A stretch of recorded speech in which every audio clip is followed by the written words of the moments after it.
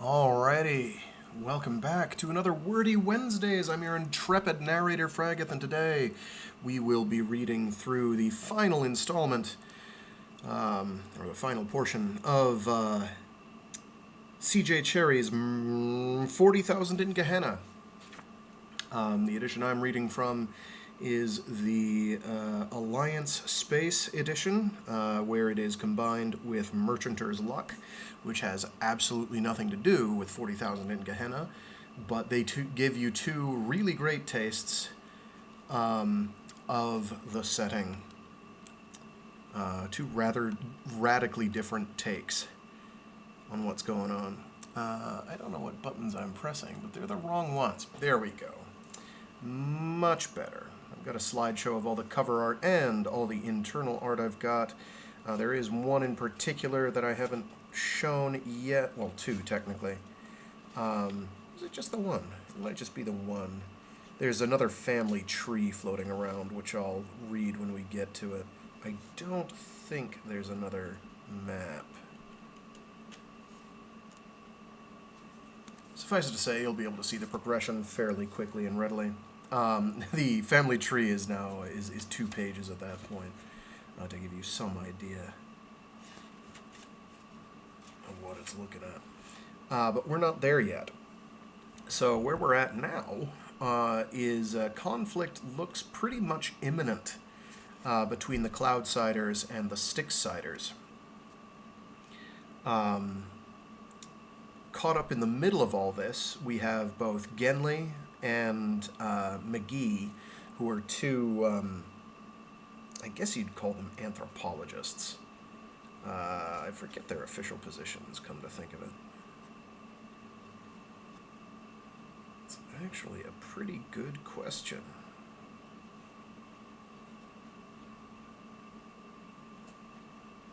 Let me see if that is made clear, what their official titles are.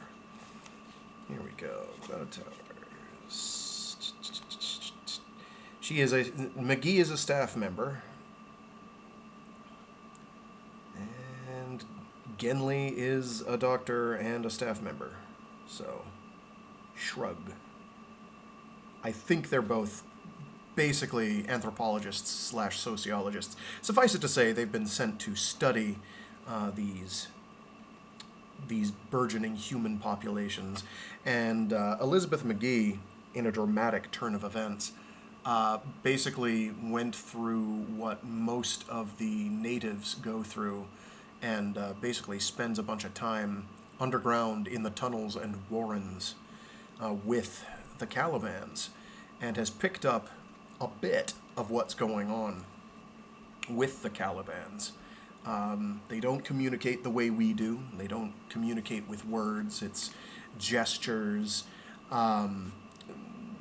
Basically, Calavans are kind of like a large computer system. They're not each individual Calaban, but Calavans as a whole. This means they're very different than we are. But humans are kind of being integrated into this broader system, which is fairly interesting, and that's having unforeseen impacts such as conflict. Genley is just kind of, now he's been confronted with the fact that he doesn't really have a strong bargaining position with Jin. I forget which number Jin he is. My gut is saying Jin 9, but he might be Jin 10. Jin 10, I think. Suffice to say, Jin 10 is an ambitious individual. Jin, whichever Jin it is an ambitious individual. And Genley has been enjoying his hospitality, but when push comes to shove, Genley is now owned by him. The relationship between Elizabeth McGee and the Cloudsiders is a little bit different. She's their they're both nominally advisors, but it's there's a different tenor to the relationship there.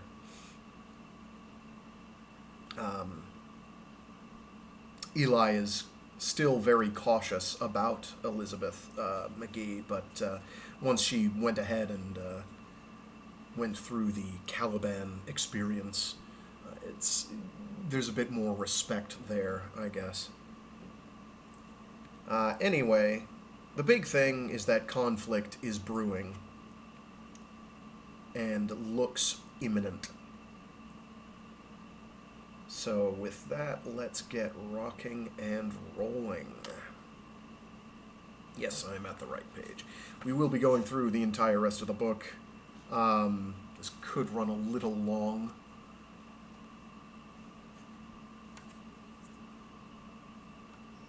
But we'll see. Alrighty. Give me one sec to water up here and we'll get rolling with the grooving. Or whatever.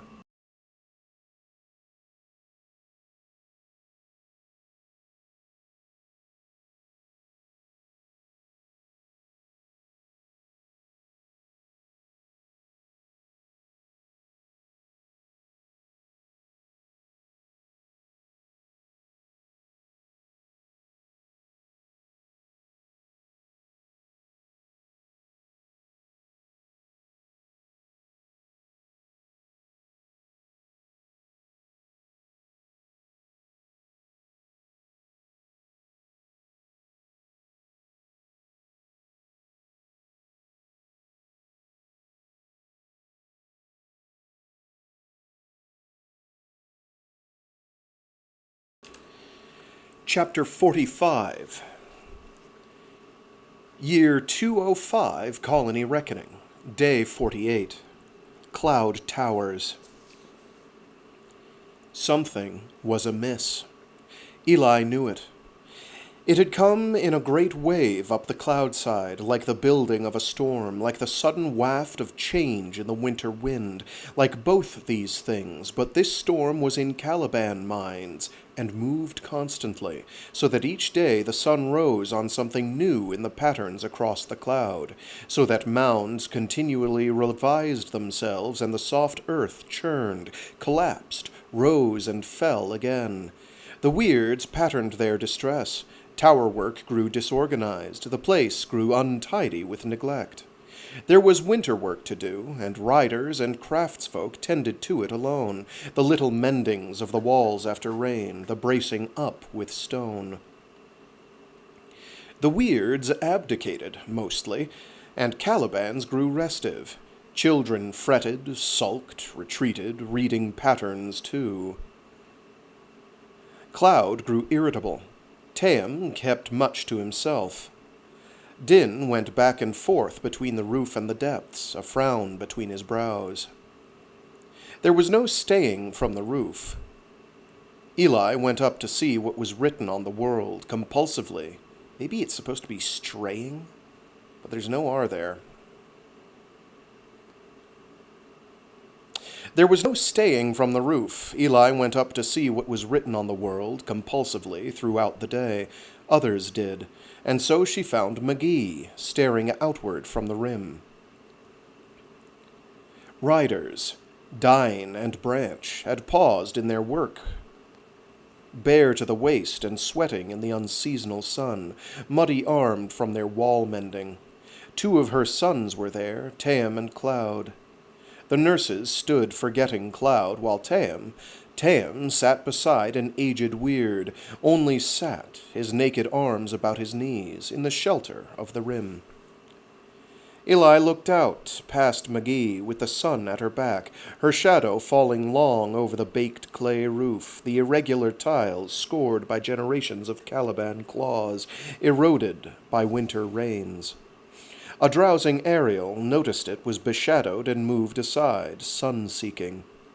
Everywhere on the roof, aerials shifted, and then Caliban's moved, for Scar came up from the access, thrust himself to her side, and lumbered to the rim, rising up on one scaly clawed foot to survey the world, then sinking down again, walking the rim, trampling the riders' new tilework, dislodging what they had done.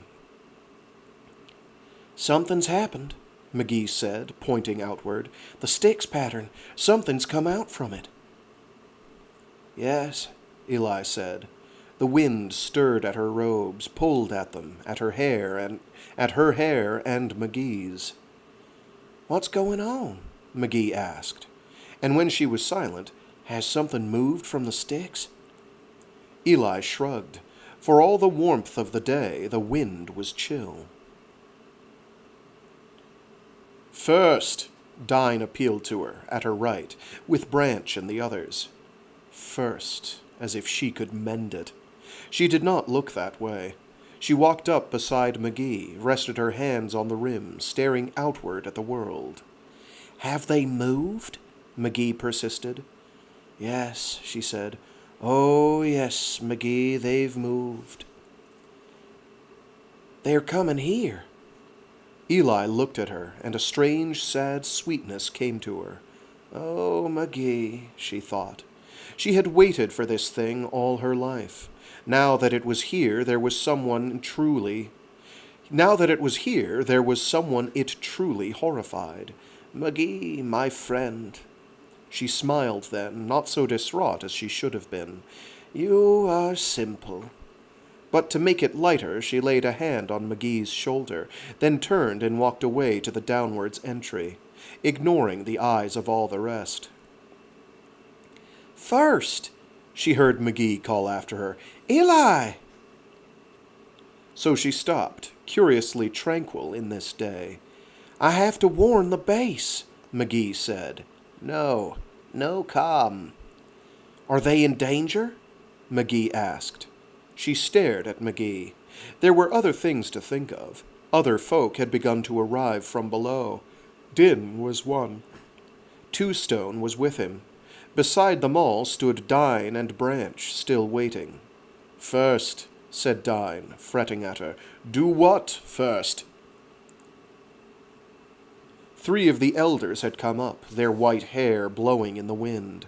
There was Din, her son, who stood with his hands behind him, whose brown had its crest up and advanced stiffly on its legs, very near to Scar. Whoosh! Scar moved, seized up the young Caliban in his great jaws, and nothing moved on that rooftop for the space of a long-held breath, until Scar decided to let Two-Stone go. So much for juvenile ambition, born on the moment's possibilities. "Wait your turn," Eli thought with a cold stare at her son, and turned her shoulder in disdain, not even bothering to address her anger to the boy. This was cruel. After a moment she heard him flee the daylight, a scraping of claws, a patter of naked boyish feet vanishing down into the tower, while Scar's crest lowered in satisfaction. There was a second, slower retreat. Cloud with his nurses. But Tam, when she looked his way, had stayed, small, bare-kneed boy, with a weird's cool observance of what had passed between her and Din. So she knew this morning that Tam was gone for good, and that hit her unpleasantly, and completed her anger at the world. That was what it was to be first. From the time that she was small, when Scar had come to her and made her what she was, and now that pathetic brown of Din's, young yet, and not likely to get any older. Wisest to kill the rivals, with such a winnowing coming. It was not alone that Styxsider, she thought. It was far more general a matter than that. Kill the rivals, unite the towers. That was what Jinn had been doing, one by one.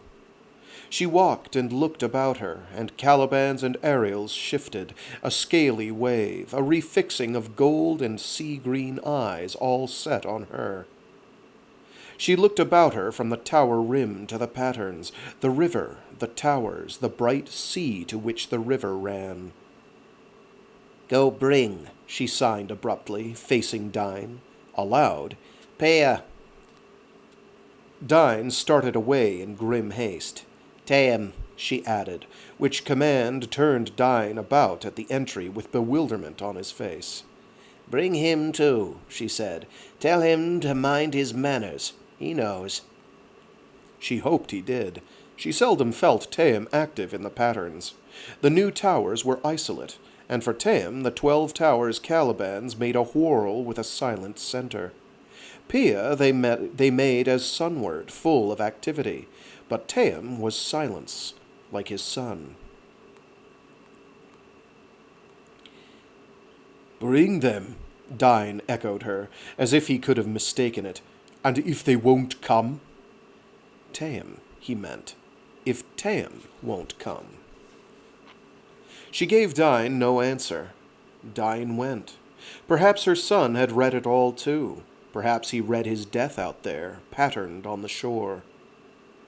Violence, his Caliban had signaled. Desperate, not comic. A young Caliban, too young for such a challenge. "Mother, I want to live." She had waited for this all her life. So had her son. She wanted to be alone now, only with McGee and Scar, not under these staring eyes that looked on her now with estimations. Whether she would die now, whether that was what she meant by calling in those most dangerous to her life. She was frail. She limped. She ached when it rained. And her heirs were under 12. "Will you die?" their stares asked her. Some might think that safest. But her riders had cause to dread it, having been too loyal, serving her too closely. Change seemed in the wind, hazardous to them. "Give me sand," she asked of the aged weird. It was Tam that brought it, a small leather sack, and crouched beside her as she stooped and patterned with it. Others gathered about her, shadowing her from the sun, cutting off the wind. She made the river for them, recalling the great pattern on the shore. She made the whorls and mounds with sand streaming from her hand so quickly, and signified Pia and Tam coming in, their unified advance. Aerials nosed in past human feet, interfering in her work, trying mindlessly to put it back the way it was patterned on the shore. Futures distressed them. They were never ready to make the shift, being occupied with now. She picked up the most persistent. It went stiff as a stick, and she set it roughly back. It came to life again, scuttled off to watch. A gray nosed in, thigh-high to the watchers. So she built it, with Tam crouched elbows on knees beside her, and the weird who was her son would pattern it to the browns, and the Ariel and the gray would spread it too. She returned the challenge Jin had made. She had just insulted him, remaking the pattern that was the Styx. She stood up, dusting off her hands, rose without needing branches offered hands. Someone added a handful of stones to what she had done, embellishing the insult. There was laughter at that. But it was nervous laughter. And afterward, she thought, they would be whispering aloud within the tower, talking with voices, not daring pattern what they thought where Calibans might read. "Eli is finished. If she goes herself, she'll not come back. If Jin comes here, there'll be revenge. Only fishers might survive. Only might. But if she steps aside, we have no stability." "Go away," she said, and they went. Their going let the wind come at her pattern and blow the sand in streamers across the stone, as if the wind were patterning back at her and mocking her folly. McGee stayed. Only McGee and Scar. Even Tam and the other weird had gone. The solitary gray retreated with the other Calibans and Ariels, a retreating skein of lithe bodies and tails flowing down the entry to the tower. "Shall I go?" McGee signed. "I want to ask you something." "Ask," McGee said. "If we should fall, Will the star folk do anything? No, McGee said slowly. No, I don't think they will. They only watch what happens. Does this amuse them? They want to see. They've waited all these years to see what pattern you'll make. You, the Styx. No, they won't intervene. There was a thunderclap of understanding. She saw the look McGee had, like a Caliban well fed and dreaming in the sun. McGee knew what she had said, had meant to let that slip. Eli spread her fingers at McGee like the lifting of a crest. Yes, McGee acknowledged the curse. The absolute truth, old friend. That's what they've been up to all these years. A wider spread of the fingers. McGee lifted her head, blinked lazily as Scar could do. Defiant, as Scar could be, defying her in a way that was silent and more subtle than her own. You can't keep much secret from Jinn, can you? McGee asked. No. Pattern-blind starfolk could keep their movements secret from each other. Cloudsiders swam in the knowledge of patterns like a sea. What she had done this morning flowed across the river, and the word would flow back again to Jinn like a rebounding wave. I'm coming, man who wants the world. I'm bringing all that ever escaped Green's hands. I'll take your towers, I'll erase you and all you are. McGee, she said, suddenly, thinking on this, you're not in the pattern. Not really. Tell me in words what you'd do if you were me. Maybe it would confuse them. For a moment, then, McGee looked less than confident. No. Then you do know something? What would I know? What would I know that Calibans don't? Oh, I'd confuse things. Maybe not in a way you'd like. Don't make me do that. My rivals would take you, Eli said. Jinn, Tem, Pia. They'd want you to use. Tem and Pia'd treat you all right. But Jinn's another matter. They have different ways on Styxside. Do you want that? Give me advice. McGee set her jaw and ducked her hand, then looked up. First thing, I'd get the conflict out of here, away from the towers and the fields. But that you're going to do. Calibans say that much. What else do they say? We'll meet upriver. What kind of war is that? McGee exclaimed. When you know where you'll meet. That's not war, that's an appointment. They'll kill you, Eli, you know that? Eli felt a chill. Come with me. Come with me to meet with Jinn, my friend. Up the cloud? To fight a war? Eli made the affirmative. McGee thrust out her lip, a pensive look, as if it were just some ordinary venture she were considering. Oh, well, McGee said. Sure. And then, from nowhere, you should have built your ships, Eli.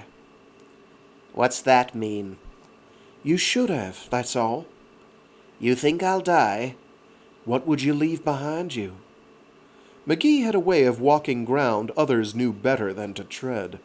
Eli lifted her head and stared at her like some drowsing old Caliban. Don't know that. No one does, do they? She walked away, beside Scar's huge length, stopped near his tail-tip.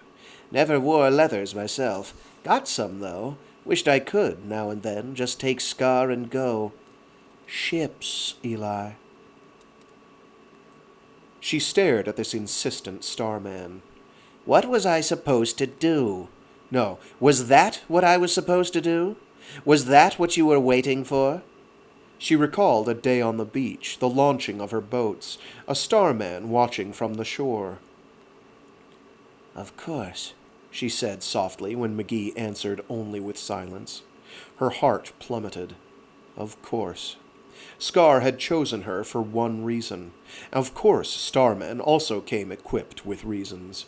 She was the creature of others. That was what it was to be first. She was self-amused and pained. And she walked toward the wall, stood there looking seaward. Give Jin ships? She asked McGee. If I'd made them, he'd have built them too. He'd have patterned how they are. We talk to each other, have for years, back and forth. Takes days, but I always know where he is, and what he's doing. And he knows me. Hates me, McGee. Hates me. Hates what got from the fingers of the Styxsiders. Ships. That could be something. He wants the world, he does. Wants the world. He'll break those men. Who? Genly? Don't know their names. 3 of them. His starmen. How do you know these things? There was dismay in McGee's voice, in her eyes when Eli turned around. Calibans talk to you, Eli said quietly, but you don't hear all they say. You don't know everything, Starman. Friend. I've got to warn the base, Eli. You keep quiet with that calm. They'd do nothing, you say. That true? I think it's so. Eli looked her up and down. You've gotten thin, McGee. Leathers might fit you. You come with me. You keep that calm quiet. You're mine, you hear? McGee thought about it. All right, she said.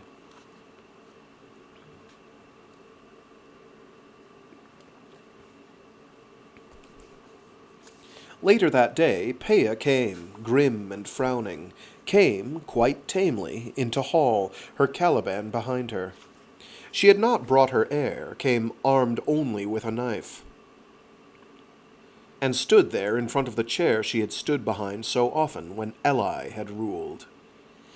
You've read how it is, Eli said from the authority of that chair. I'm going upriver. You too. Eli watched Peah draw a breath, a long, slow one. Peah folded her arms and stared. Her face might have been stone, seamed and withered as it was. She had braided her grizzled hair with beads in the strands, had taken her own time about coming to look her best, had thought long about coming, maybe, whether it was a trap, whether she might die. With you, Peah said. I'm no fool, said Eli. I don't want us weak. You tell me you'll be by me. I don't ask any other promises. Peah went on thinking a moment. I'll be there, Peah said. And truth, there were no other promises she could have asked. Both of them knew that. Tayam's coming, Eli said. Then first, you are a fool. Eli frowned at that. She had to, being first, and smiled after, bleak and cool, amused at Peah warning her. But he's coming, she said. I asked him to. Tayam took 3 days, with the pattern growing worse, each one of them.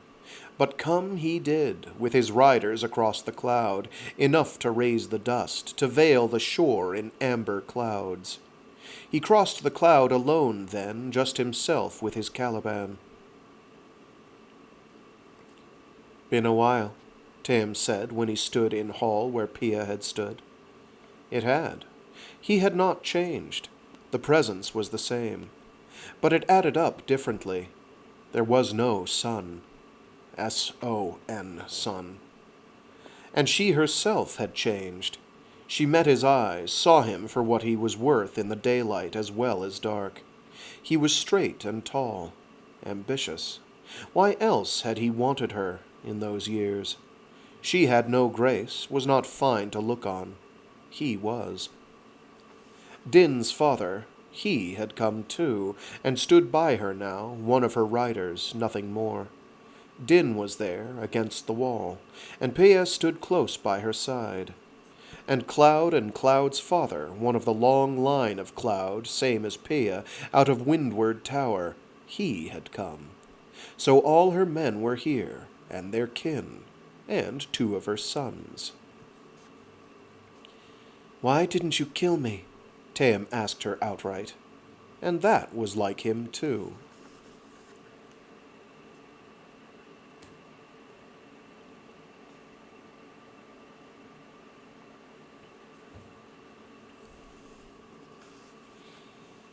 205 CR, Day 51. Notes, Coded Journal, Dr. E. McGee. Elias called the seaward towers to her aid, brought in this former mate of hers, Taim's father. Taim eldest of New Tower. He's dangerous. You can see the way the Calibans behave, up on their 4 legs, crests up. His Caliban is trouble, Eli said once. I see what she means. This man is trouble. Why didn't you kill me? He asked her right there in the hall, and everyone seemed to be asking himself that question. I think he was insulted that she hadn't tried. He came with all his riders, all of them just across the river, but he came into First Tower alone, and that took nerve. But he came... Oh, I don't know how to read lines good. He came with all his riders, all of them just across the river, but he came into First Tower alone, and that took nerve, the kind of craziness Calibans instill. I think he was reading patterns all the way, that he could get away with it. That he had to come because she wouldn't come out to him. That he had to swallow the fish's tail, they say on the cloud, when they mean that's all you've got left for choices. It galled him. Eli just looked at him, never getting up from her chair, and made some sign I couldn't read all of, but was something like dismissing him as a threat, which didn't please him. "This isn't Styx," she'd said then. "I don't have Jinn's manners." It was absolute arrogance, and his Caliban bristled up and Scar bristled up, and those 2 Calibans sucked air and stared at each other like 2 rocks determined to go on staring nose to nose forever. "How's the boy?" Taim asked then. "He's well," she said. Taim had to know about his son, that Eli's Taim had gone down to the Weirds. Too much news travels unspoken everywhere. But news about the Weirds that have no name, well, that could be different. "I saw him this morning," Eli said. "He's a handsome man, this Taim. I see what attracted Eli to him in spite of other troubles. He's none so old, this Taim eldest. Good-looking, straight and mean and trim, wears his hair braided at the crown, and a lot of ornament. He's rich as a Cloudsider can be, and those riders of his are part of it. I never saw a man move like that, like he owned whatever space he was in." "When do we go?" he asked, not patterning this. It was himself and Eli talking, 2 humans, that was all, and there was something electric in it, as if something from a long time ago were back for a moment. "Oh, Eli, secrets. You loved this man, that's what. And you've got him puzzled now." Young Din was standing over against the wall with Two-Stone all this while, his little face all hard and scared. "Firstborn. I think he's in danger. If anyone in that hall would have knifed that man, Din might. The thing is, with Taim's son gone among the Weirds, Taim eldest is lost from the First Tower pattern, as if there had never been a son. That was the change in the pattern, I think, that let Taim in. And Pia, lean and mean as they come, that old woman, always in riding leathers and always carrying a knife. Pia was right by the door when Taim went outside again, back to his own riders across the river, and that sent the chills up my back. That woman rules Second Tower, and she's mateless at the moment, and there was thinking in that look she gave him. Solutions occur to me that I don't like to write down. I know this Taim thought of them. "I don't have Jinn's manners," Eli said, meaning that she's thought about it. The affairs of princes. Old, old problems. I read the patterns the best I can, and they scare me. Eli is the key, the peacemaker. Scar's rider, the only one who can dominate the others and hold Cloudside together, and if anything should happen to her now, it'll fall. Everything will come apart in chaos. Taim, he was challenging her the same way. See if you can hold the seaward towers without me. But likewise he knew, I think, he couldn't do without her. Neither can Pia. Not in this moment. I look out the window, and it's crazy out beyond the river. Calibans. Everywhere. And already the Greys are reworking the pattern out there, broadcasting it to anyone who's not pattern blind.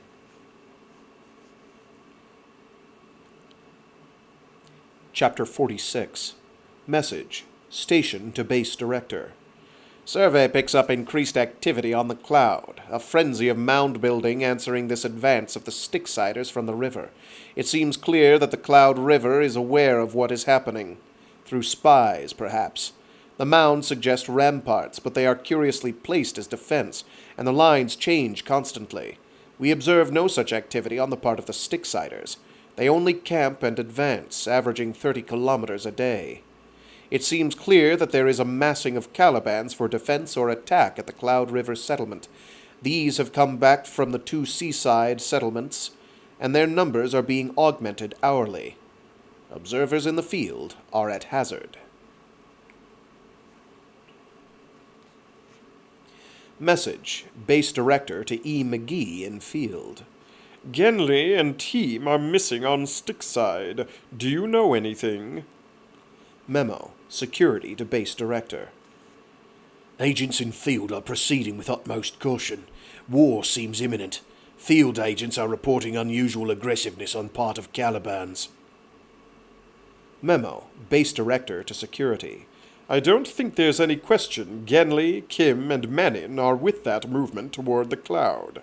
McGee is also out of touch. Do not take unwarranted risks in observation. Start pulling the teams back.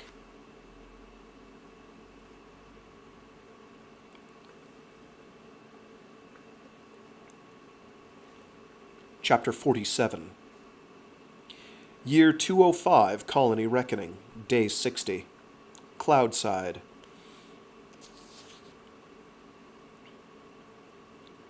The corridors were unnaturally still, empty of Calibans, of weirds, unnaturally dusty because no one was sweeping them, and that, thought McGee, was because of that gathering out on the riverside, that milling about of Calibans.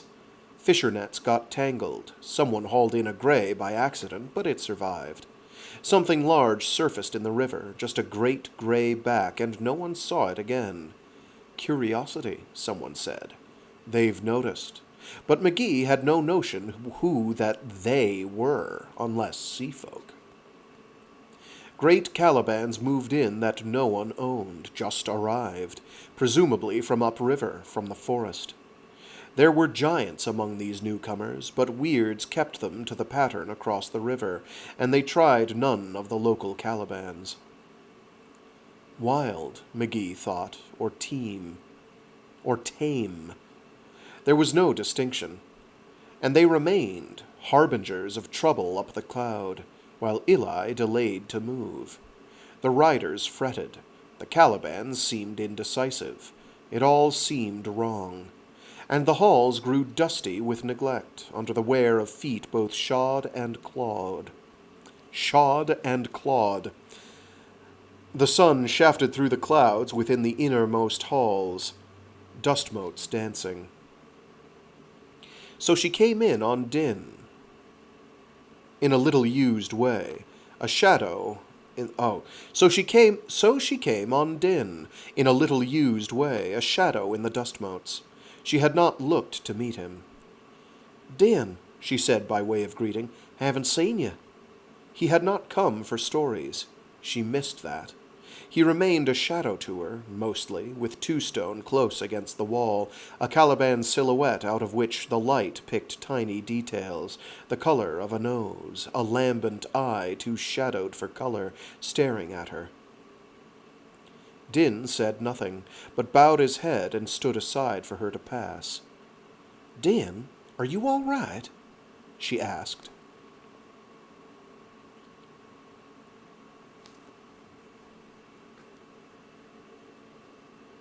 Notes. Coded Journal. Dr. E. McGee. I talked with Din today. I don't think he understood. He's 7. He's wiry, all elbows. You want to give his face a washing and comb his hair, and then you look into his eyes and you wouldn't dare. He's a boy that's thinking hard right now how to stay alive. That's the way it is. He's not mature, not in all ways. He's growing and awkward, and he took a stone when I was trying to talk with him and threw it, like a child. He cried, trying not to let me see. I don't want to die. That's what he meant. He just threw the stone and it bounced off the wall and hit me. I never let on it did. I just stared at him the way you have to do with that boy to let him know he doesn't impress you. And he just broke into tears, and then he turned his face out of the light. "Gin scare you?" I asked. "No," he said, and sniffed and wiped his eyes and tried to pretend he hadn't ever cried, all sullen and arrogant. "Not scared." "Look at the sea," I said. That puzzled him, us being inside in the dark. "Look at the sea the next time you're out." "Why?" He's a little boy, always ready to suspect someone's playing tricks on him. "You just do that."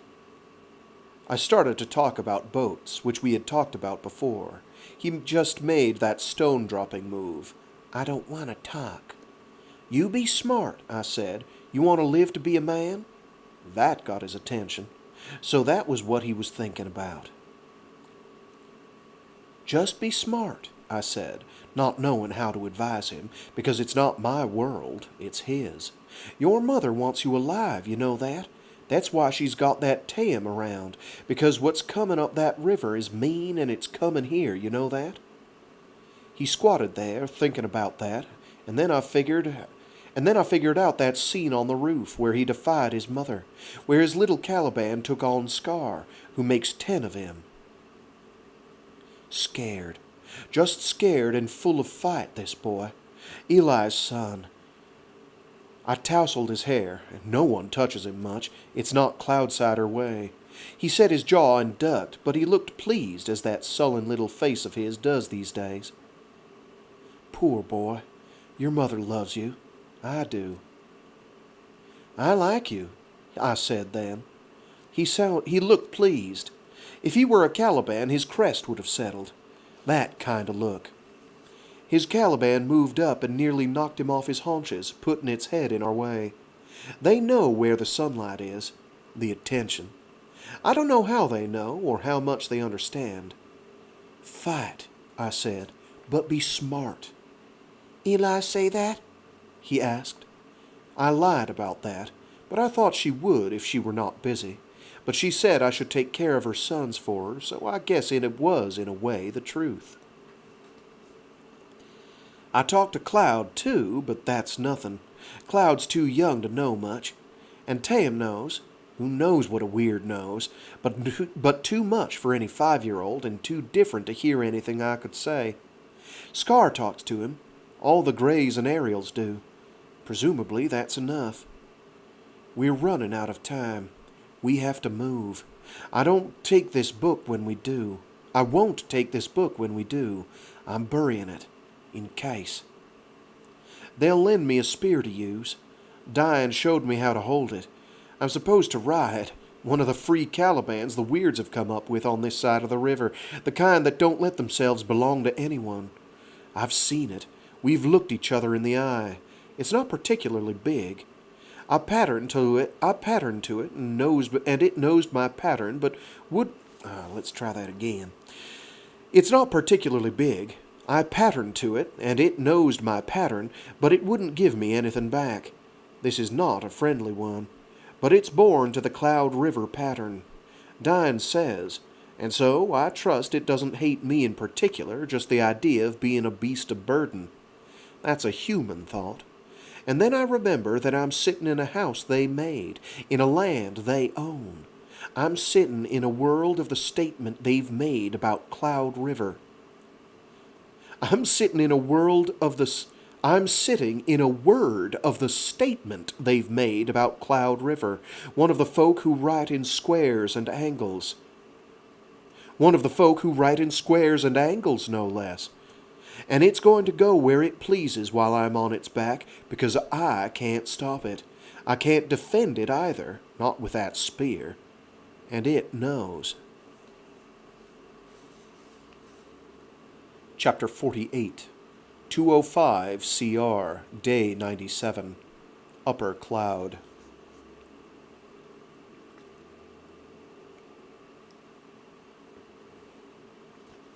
They rested, the sun lost among the trees, and cooked what they had of supper at the hunters' fires, meal cakes and boiled dried meat, and a bit of starchy root that grew wild. I'm going off that stuff, Manon said. He bent over, had gotten thin, some bowel complaint. Maybe it's allergy. Come on, Genly said. You've got to eat, man. It's the water, Kim said. Told you, man's been here long enough, letting sewage in the rivers, on the land. Manon drinks the water. Shut up, Manon said. He stayed bent over. His lips were clamped. Weak, a hunter said, and nudged him with his elbow.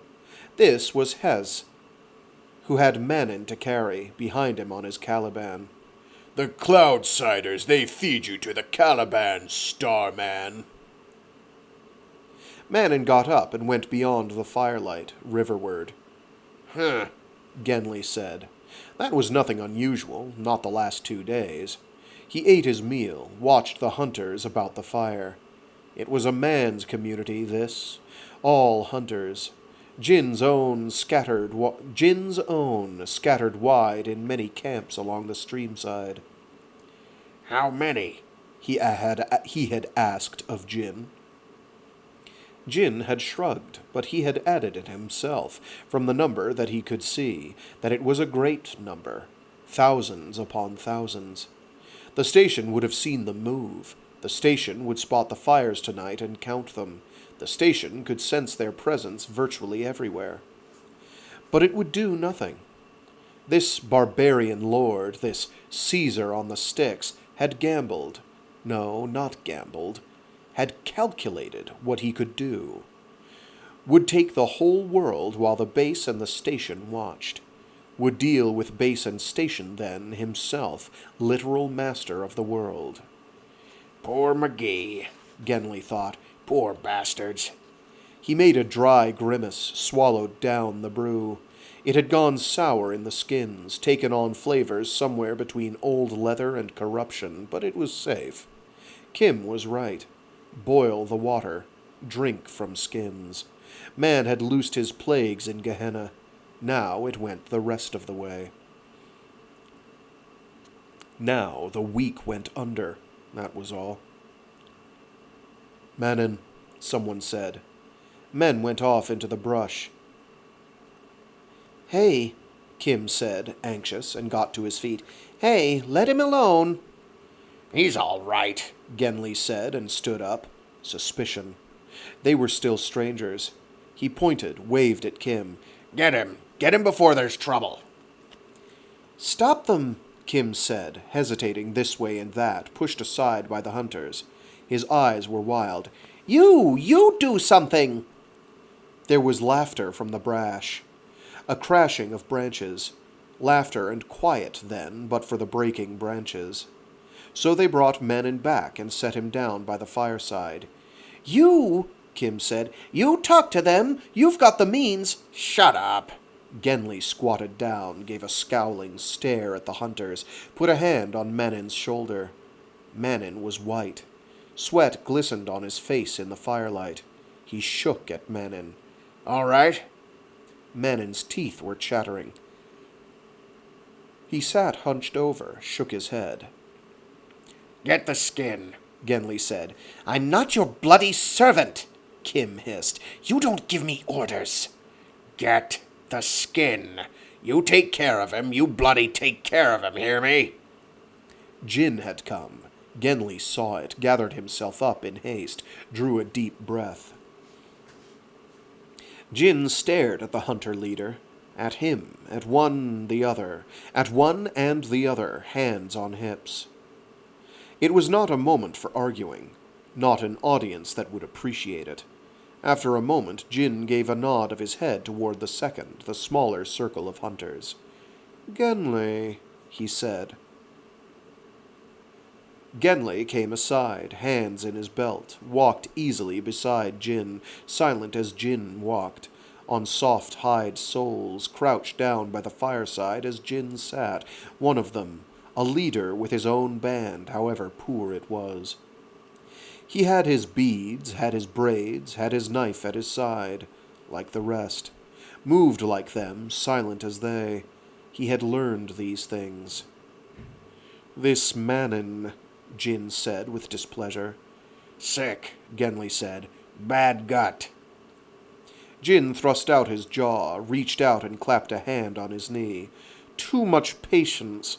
All starmen have this patience." Manon's got his uses. "What? What, my father?" "What? What, my father?" Jin reached to the fire's edge and broke off a bit of cake baking on a stone. "For this bad gut, no cure. It's his mind, Genly. It's his mind wants to be sick. It's fear." So he's not a hunter. He's other things, like weirds. Jin looked up from under his brow. "So, a weird." We're a lot of things. "Yes," Jin said in that curious flat way of his, while the eyes were alive with thoughts. "So I give him to you. This Kim, this Manon, you take care of them, Lord Genly." He drew in a breath, a long, slow one. Perhaps it was Jin's humor at work. Perhaps it meant something else. "You know weapons, Genly." Genly shrugged. Starman weapons. Don't have any. They don't let them outside the wire. Jin's eyes lightened with interest. Mistake. Genly looked into that gaze and knew it. All right, he said. Yes, they've got them. But the secret to it is up there. Up. He made a motion of his eyes skyward and down again. It was not only Jin listening. It was Blue and others. It was the Tower Lords. First steps first, Lord Jin. None before it's time. McGee. She's got none. Jin's lips compacted into a narrow grimace, something like a smile. You put McGee in my keeping, Genly said. He had worked for this, worked hard. It was close to getting, close to it, to get this concession. Save what he could. Do what he could, all rivalries aside. You want Cloudside in your hand here. That woman knows what there is to know. You give her to me. No. There was no light of reason there, none at all in the look Jin turned on him. Not that one. He felt a tightening of the gut. So, McGee, I tried. There was nothing more to do. No interference. Just ride out the storm. Gather pieces if there were pieces left. No place for a woman. She might get common sense at the last, run for it, get back to the wire. It was the best to hope for now.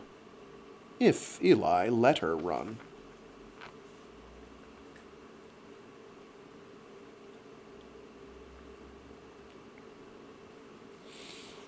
(2:05 CR, Day 98. Cloud Towers. They gathered in the dawn, in the first pale light along the cloud, and McGee clutched her spear and hurried along the shore. The leathers felt strange, like a second, unfamiliar skin at once binding and easy. She felt embarrassed by the spear. Kept the head canted up out of likelihood of sticking anyone with it as Calibans brushed by her, carrying riders on their backs, tall, disdainful men and women who knew their business and were going to it in this dusty murk. God help me, she kept thinking over and over. God help me, what am I doing here? As a scaly body shouldered her and its tail rasped against her leg in its passing, weight of muscle and bone enough to break a back in a half-hearted swing. A weird found her, among the thousands on the move, waved her arm at her. She followed through the press of moving bodies, of Calibans hissing like venting steam, of claw-footed giants and insistent greys, that could as easily knock a human down, of aerials skittering in haste. She lost her guide, but the weird waited on the shore where she had known to go, where her Caliban waited, indistinct in the dusty dawn. Hers, the only one unridden, the only one which would be waiting on the shore. It hissed at her, swung its head. Weirds calmed it with their hands. The tails swept the sand, impatient with her, with them. She tapped the leg with her spear. It dipped its shoulder, and her knees went to water. Enough of that, McGee. She planted her foot, heaved herself up and astride, caught the collar as it surged up under her and began to move, powerful steps, a creature at once out of control, never under it. Let me try that again. My brain just lost track of where I was. She planted her foot, heaved herself up and astride, caught the collar as it surged up under her and began to move. Powerful steps, a creature at once out of control, never under it. The while she got the spear across to its right side, out of the way, got the kit that was slung at her shoulder settled so it stopped swinging. Scaly hide slid loosely under her thighs, over thick muscle and bony shoulders. Buttocks on the shoulder hollow, legs above the neck, the soft place behind the collar. They've learned to carry humans, she thought, to protect their necks. Oh God, the tails, the jaws in a fight, that's what the spear is for. Get the rider off, Dine had said. Get the rider off, Dine had said, showing her how to couch it. Go for the gut of a human, the underthroat of a Caliban. Oh, God. The movement became a streaming outward, leisurely in the dawn. The weird was left behind. She joined other riders of other towers, of every tower mingled. There was no order. Eli was up there somewhere, far ahead. So were Taim and Pia, Dine and his sisters, all the ones she knew. As for herself, she clung desperately as they shouldered others on their way. She moved her legs out of the way when offended Calibans swung their heads and snapped. There were days of this to face, and war. Some horrid dawn to find themselves facing other Calibans, men with spears and venomed darts. How did I get into this? But she knew. She shivered, for none of them had had breakfast, and the wind blew cold. She comforted herself with the thought of days to go, of distance between themselves and the enemy. Time to get used to it, she thought, and the it in her mind encompassed all manner of horrors. She hated being rushed. She had a compulsion to plan things. She wanted time to think, and this sudden madness of Eli's that had brought them out of bed as if the enemy were at their door instead of far upriver. This was no way to wake, stumbling across the town in the dark, shoulder-deep in proddish Calibans. The shore, McGee, a weird had signed to her in the last of Torchlight. That was all. But of course, she thought suddenly, weaving along within the press. Of course, the patterns. It confounds the patterns. The patterns could not foretell this madness of Eli's, this sudden, wild move. The news that they were coming could travel no faster than the Calibans they rode. The great, long-striding Calibans was nothing for aerial gossip up and down the cloud. Eli, she thought, not without pride. Eli, you bastard. And on another level, it was raw fear. This is your world, not mine. I'm going to get killed in it. She suffered a vision of battle, herself run through by some Styxside spear, or falling off, more likely, to be trampled under clawed feet, unnoticed in the moment, or meeting some even less romantic accident along the way. War. She remembered how fast old Scar could snap those jaws of his on an offending gray, and shuddered in the wind. I'm going to die like that. It was at least days remote. There was something left to see. There was Eli up there. Friend. There was Dine. There were others that she knew. For the cloud, she thought. She was shocked at herself, that her blood stirred, that she came not to observe, but to fight a war. For the cloud, for Eli, for the first. No one shouted. There were no slogans, no banners. Eli yesterday had given her a thong on which a bone ornament was tied. So, Eli had said, so you have some prettiness, McGee. Prettiness. She had it about her neck, for friendship's sake. Do they love? She had written once, naive.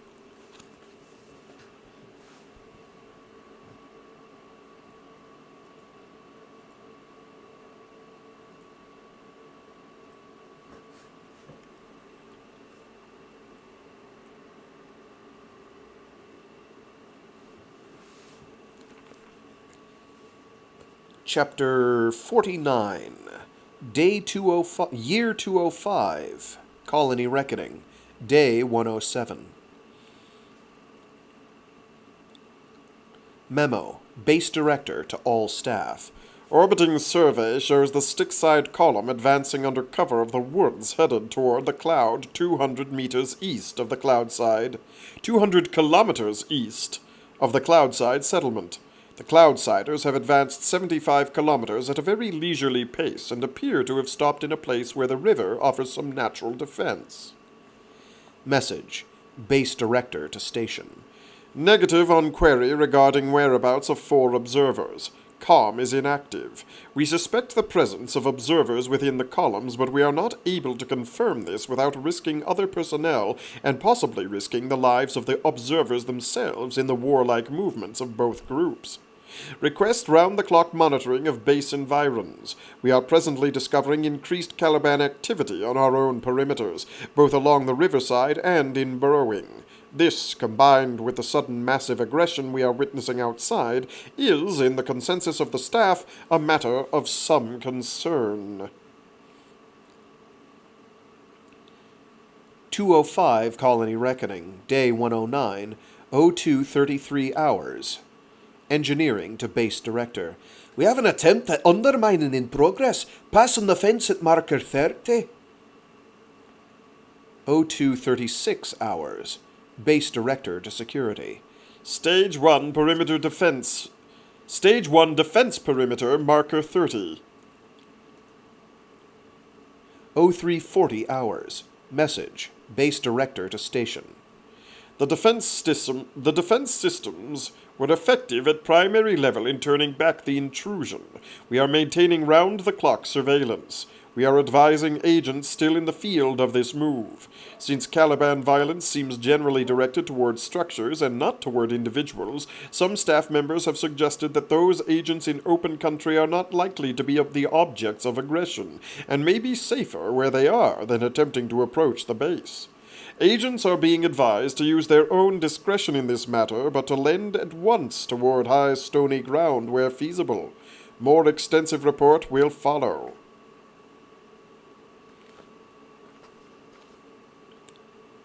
Chapter 50. It is a lowercase Roman numeral 50. Thereby, it looks rather like a 1. Fortunately, the font they chose for this, it is distinguishable.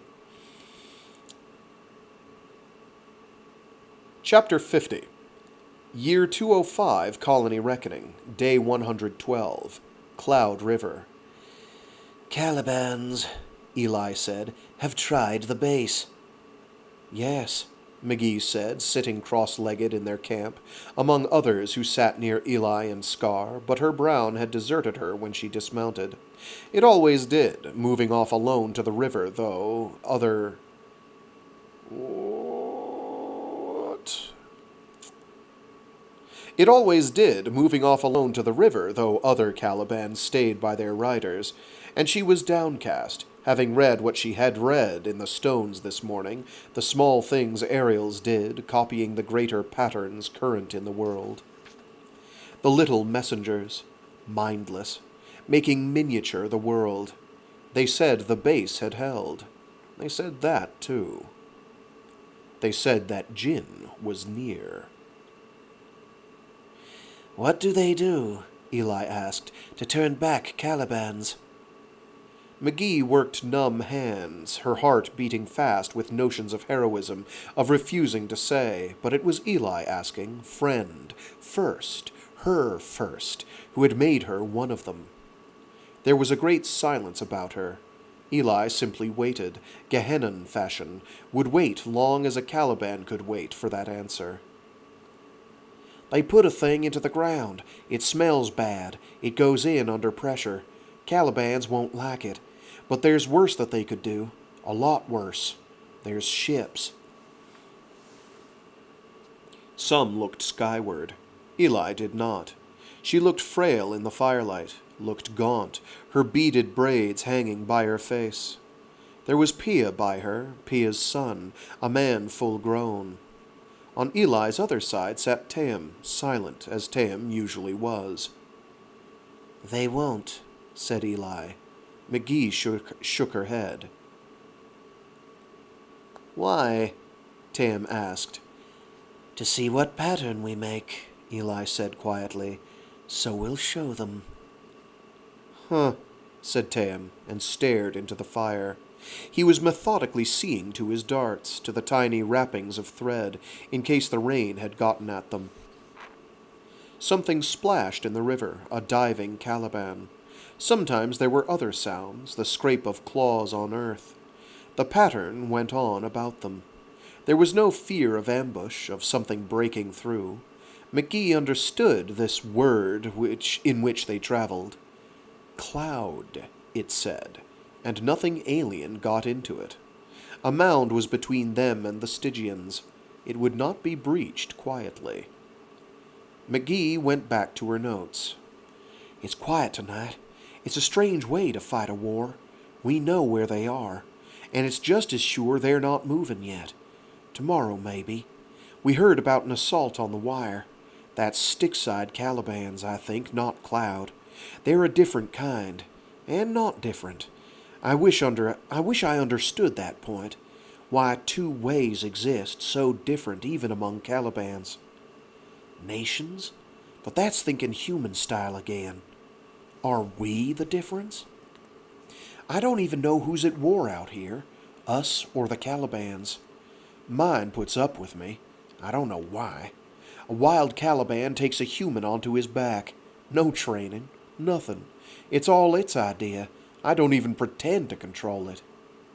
As for order in the march, as for any sense of discipline, there's none. Calibans wander when and where they like, and we sit around the fire with no sentries posted. But there are Calibans. She looked up.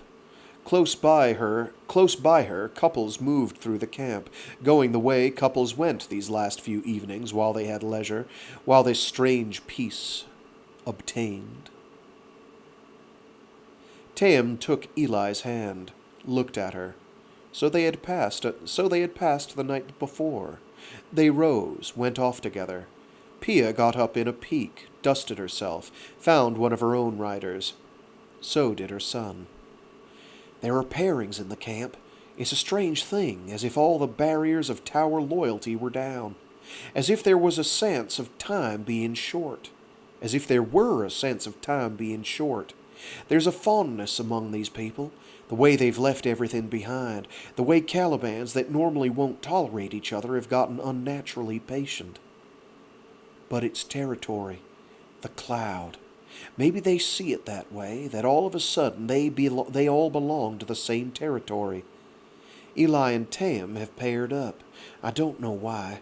I don't know if it portends any longer bond. If we get out of this alive, maybe it's only politic. Maybe it's something else. I'm sitting here alone. They've all left us, as if there were nothing else.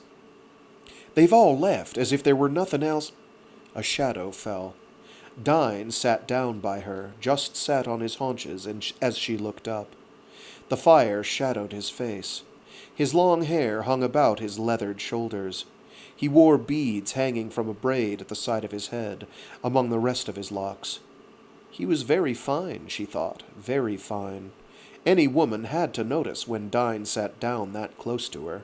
A lot had, so that Dine was never without partners. She had Dine in her notes, how this was, how the women courted him as he courted them. So it was a joke in the camp, one Dine liked as well as the tellers of it. He just sat there looking at her, nodded his head finally toward the dark, nodded what others did. He wanted her hand, holding his out. He's crazy, she thought. What is this? Me? Still the outheld hand. She put her papers down, thinking she was mistaken and might embarrass herself. He took her hand. Friendship, she reckoned. He just wanted to talk to her. And she was wrong. But he pulled her to her feet and kept drawing her along, going off to the dark. She was afraid, then, putting this together with the attack on the base, with Eli's questions. She thought of betrayal, of factions, of Eli off with Tam. But outside the firelight he pulled her down with him, this best of Eli's riders, this Dine Flanahan. Why? She asked late. Why me? Preparing herself for wounds. He laughed as if that question surprised him, and they stayed that way till dawn, wrapped up in each other, the way she had had the weird in the dark, in the depths, the same terms. For friendship, then. She reckoned how she had been by the fire night after night, and no one had asked, and finally Dine took it on himself. He was kind, this young man. She had always known that.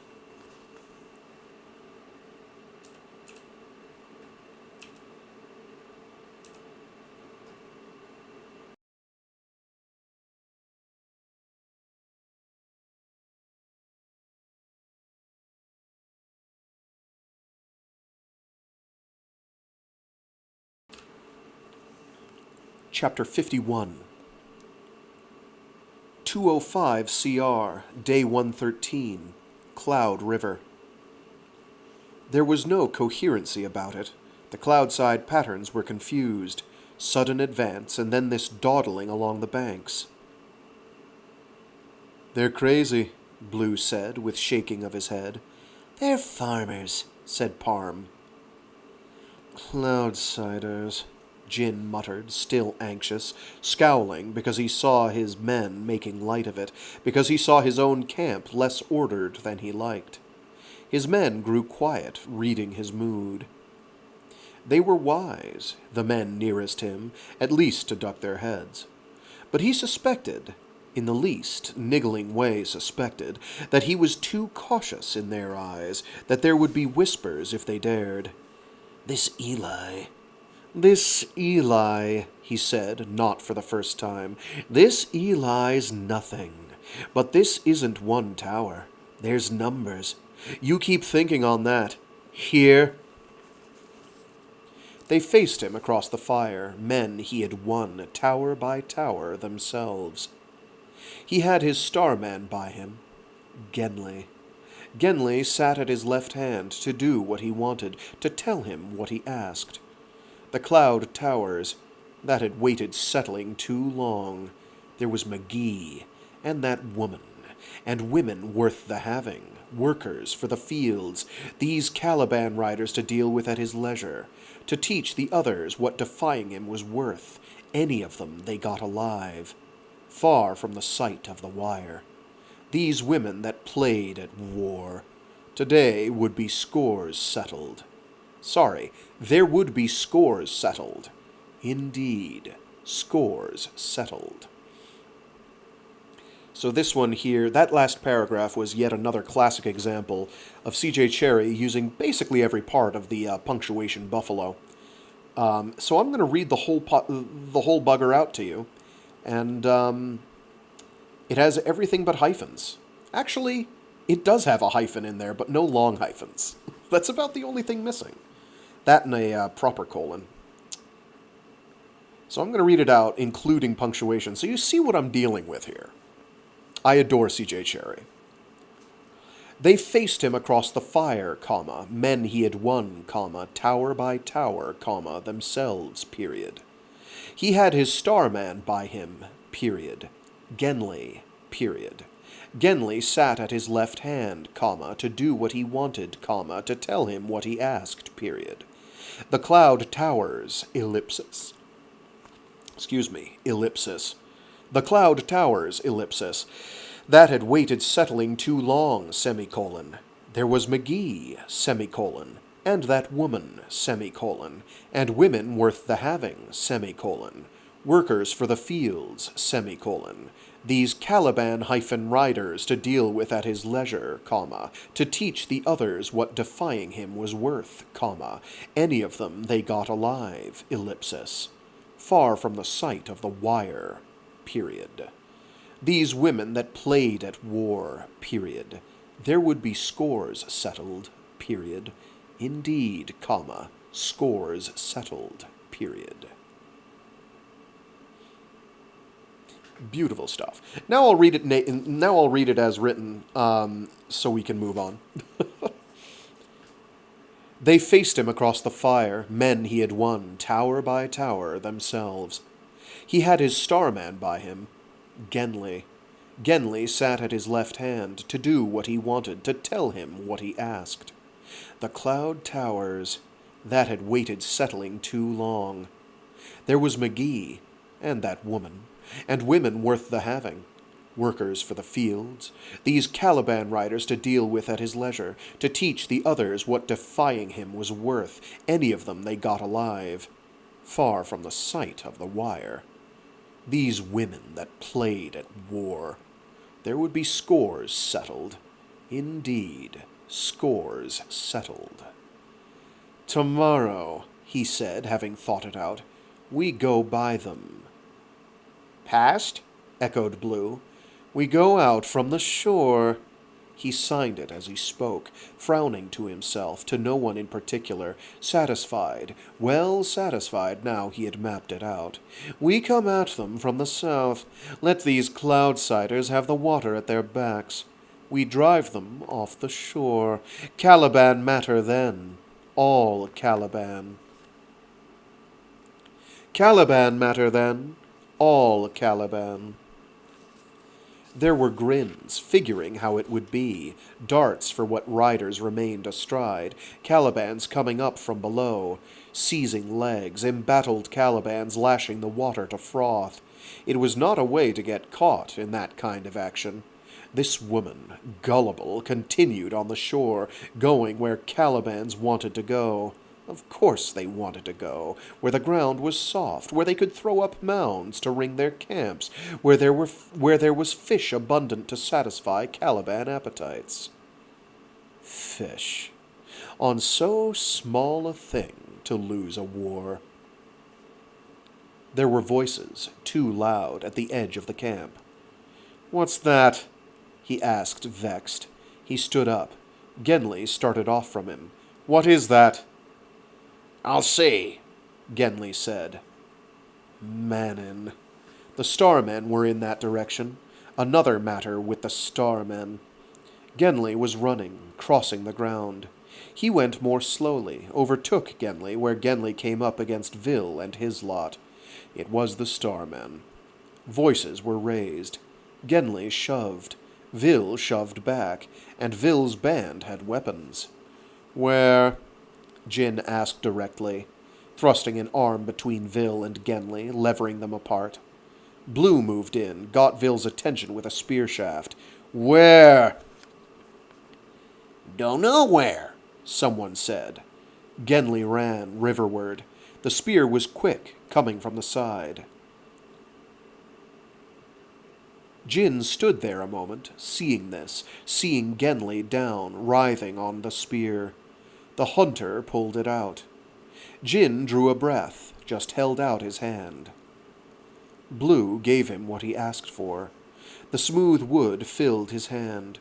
He walked forward and swung the spear up. The hunter blocked it, instinct, but this was a dead man. He whirled the spear and thrust it up, under the jaw, whipped round with it ready for Vil, for the rest of them. One looked apt to try, but did nothing. "Genly," he said, not looking at him, watching kinsman's eyes. There was no answer. He had expected none, not the way that spear had hit. He stood there the space of several breaths. "I want Manin," he said very quietly. "I want Kim. Blue," he said. "Where's Parm?" They were Parm's men, these. Parm came, stood quietly. Jin saw him unfocused, to the side. His eyes were all for Vil, who had not yet said a word. All about the camp, everywhere, men were on their feet, weapons ready. He found himself shaking, voiceless in the vastness of his suspicions. Parm Tower, Parm, which had harbored a grudge of which the Starmen were the center. Parm, defying him. Parm, who was allied with Green Tower, had a Green Tower woman. Green had Parms. The silence went on. It was Vil's to speak, or Parm's himself. The Calibans were off at hunt. From the river came splashes, grunts. There would be one already to deal with, its rider dead when it discovered it. "I'll settle it," Parm said. It would not be safe. There would be Parm to watch. Parm knew that. They all did. But the structure was too fragile. "Want those Starmen back," Jin said quietly. "Want this settled with Vil." "He'll get them." "You be careful," Jin said. He spared a slight shift of his eye to Parm. "You get this man out of my way. Here?" There was a slow sorting out, slow movements everywhere. Already an aerial had come to investigate the bodies. It tugged at one of Genli's fingers. Jin drove his spear through it, pinned it wriggling to the ground. Genli's face still had its look of shock. "River," Jin said. Burying was too much work. There was a war to fight. He flung the spear down uncleaned, walked away to the fire, took up the skin of drink, and had enough to settle his belly. He took a bit more. Tears welled up in his eyes, dammed up there, unsheddable. Men came and went around him, moving soft-footed. He sat there still, with his mind busy, ignoring the rage that had him near to trembling. There was Parm to reckon round now. This man would have to be killed. There were the Calibans. When the dead mans came in, when the dead mans came in, that was to settle. Kill the beast before it spread. Let Vil make amends if he would. Kill this man too, like killing infection before it spread. A tower had to fall over this. No, there was no stopping it. Unless Parm could die in battle. He considered this, more and more thinking of it. "This Parm," he said to Blue, who sat close by him. "Tomorrow." He made a tiny sign. Blue's eyes lighted with satisfaction. He closed his fingers in a circle. "Banned." Jin met Blue's gaze and smiled with the eyes only. "Yes." Decimate the band. Blue would find a way, tomorrow, in battle. Put Parm and his lads, Vil too, where they could die. It would save a tower. Save the unity of the towers. Thorn came in. So other Calibans came, to the scent of blood, to the rumor of aerials. Thorn swung his head, swept the ground with his tail. "Sss," Jin said, leaning back when that great head thrust itself into his way. He grasped the soft, wattle skin and pulled, distracting the Caliban, but it wandered off to walk stiff-legged about the camp, just in case. So he was whole again. Blues came. The pattern took shape again, men shifting to his side, gathering all about his fire, and not to Parm's, not joining the search that Parm and his men made. and when Parm brought the Starmen back, he was obliged to cross the camp with his prisoners, to bring them to him, like an offering. Offering it was, a placation. The Starmen, muddy, wet, bedraggled. "Genly?" Manin kept asking, looking about. "Genly?" with fear in his voice. This was a nuisance, this man, to all of them. A small voice, while Parm looked at him and reckoned his chances, how much time this bought. "Vil will pay for his mistake," Parm said, having added up, it seemed, the silence in the camp. Jin looked elsewhere, not willing to be appeased. The bands had made their judgment, silently, ranged themselves with him. The Calibans were at hand, quiet on the fringes of the light. "I will see to it," Parm persisted, further abasement. "Do that." Jin looked at him. There was no reprieve. The man had lost his usefulness. Now he lost his threat as well. Jin breathed easier still, assumed an easier expression. But Parm knew him. This was a frightened man, and would die before he recovered from it. Jin rose and dusted off his breeches, looked at the Starmen. Manin snuffled. Kim stared with dark, measuring eyes. "These caused the trouble," Jin said, snapped his fingers and pointed at Kim. "Kill that one." Kim started to his feet. A knife was in his back before he made it. He tumbled backward and hit the ground. The while Manin simply stared, on his knees, stared and hugged himself and trembled.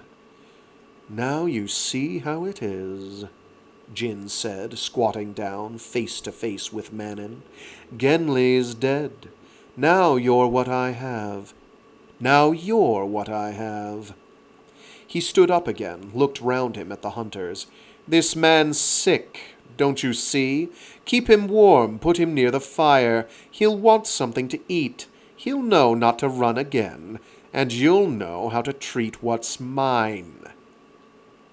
Faces met his, settled faces, things secure again, men certain they had taken the stronger side. He walked away to the other fire to let Blue deal with smaller things, like being rid of Kim. A waste, that. And not a waste. They did not mistake him now. Perhaps the killing of Genly was no accident. Perhaps Parm misjudged how important Starmen were to him, or where in matters they fitted. There was respect around him. He was sure of it again. "In the morning," he muttered, for those who stood by to hear. "In the morning," others echoed, and it went through the camp. Enough delay, enough of waiting on Eli's coyness. In the morning, revenge, blood, promises kept. No real opposition. He would not sleep this night. He wanted to see this thing done at last. Cloud put under his feet. Parm most deftly scotched. "Genly, my father." He mourned. His mourning confounded itself with his rage. He clenched his hands and thought on killing so thorough none of the Cloudside would survive. They would tell tales of him, the things that he had done. "Jin," a man said, bringing him a thing, a sodden mass of pages. Genly's. He had seen it often. He looked at it. The crawling marks that made no sense to him, dim in firelight and in the fading. His history. "Give this to Manin," he said. "Tell him it's his."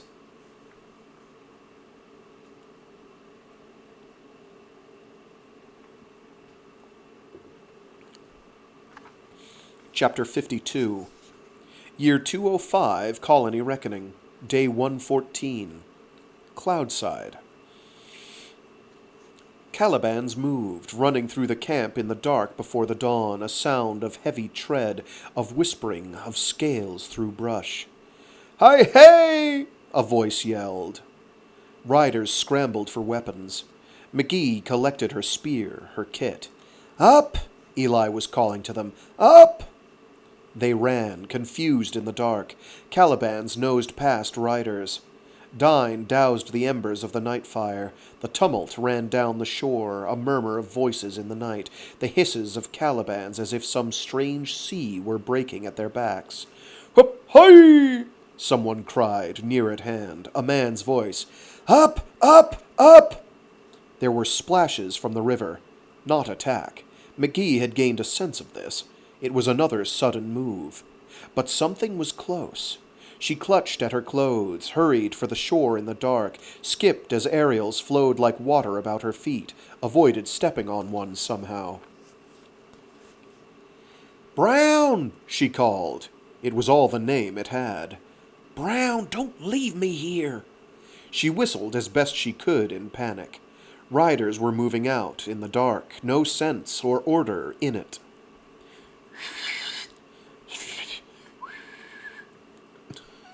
"Hey!" A shape came toward her. A tongue quested, found her. A headbutt followed, and that was Brown, all slick with water. Had to be Brown. McGee clambered doggedly up with a ruthless spring onto Brown's foreleg the way the riders did it, her spear in her hand and her bag of belongings slung about her with precious notes. Much better. Brown started to move along with the others, confused as the others, shouldering others in haste. Going where? McGee wondered, clinging in the dark, clinging to the spear, the casual way the riders carried it. She had learned to ride with it, balanced herself with it when Brown was in a hurry, with that sinuous rocking fore and back, side to side, in a rhythm that had its highs and lows, its pitches into which the riders settled as if they were born to it. But this was real. This was the last move, the last plunge into dark and war, and no one was ordering this thing, except that Eli was up ahead with Taim, with Pia by her side, no less her enemies in potential. Dine would go to Eli's side. Dine's Caliban went where Dine told it, and he would get himself to the fore, while Brown... I'm scared, she told herself to the rhythm of their moving. This is no way to fight a war. There ought to be lines, generals, orders. Someone ought to set this thing up. We'll all be killed. They climbed through brush, making noise, breaking branches, caring nothing that they were heard. Tree limbs raked her. She fended with a leathered arm, kept the spear along Brown's side. I'm going to use this thing. She flexed her fingers on it, the smooth wood. The head was venomed, an ugly thing to counter other weapons bound to come her way. Panic gave way to certainty, like some long, long dive which had its own logic, its own morality. Life seemed precious and trifling at once. Dine. Eli sent him. Her messenger after all.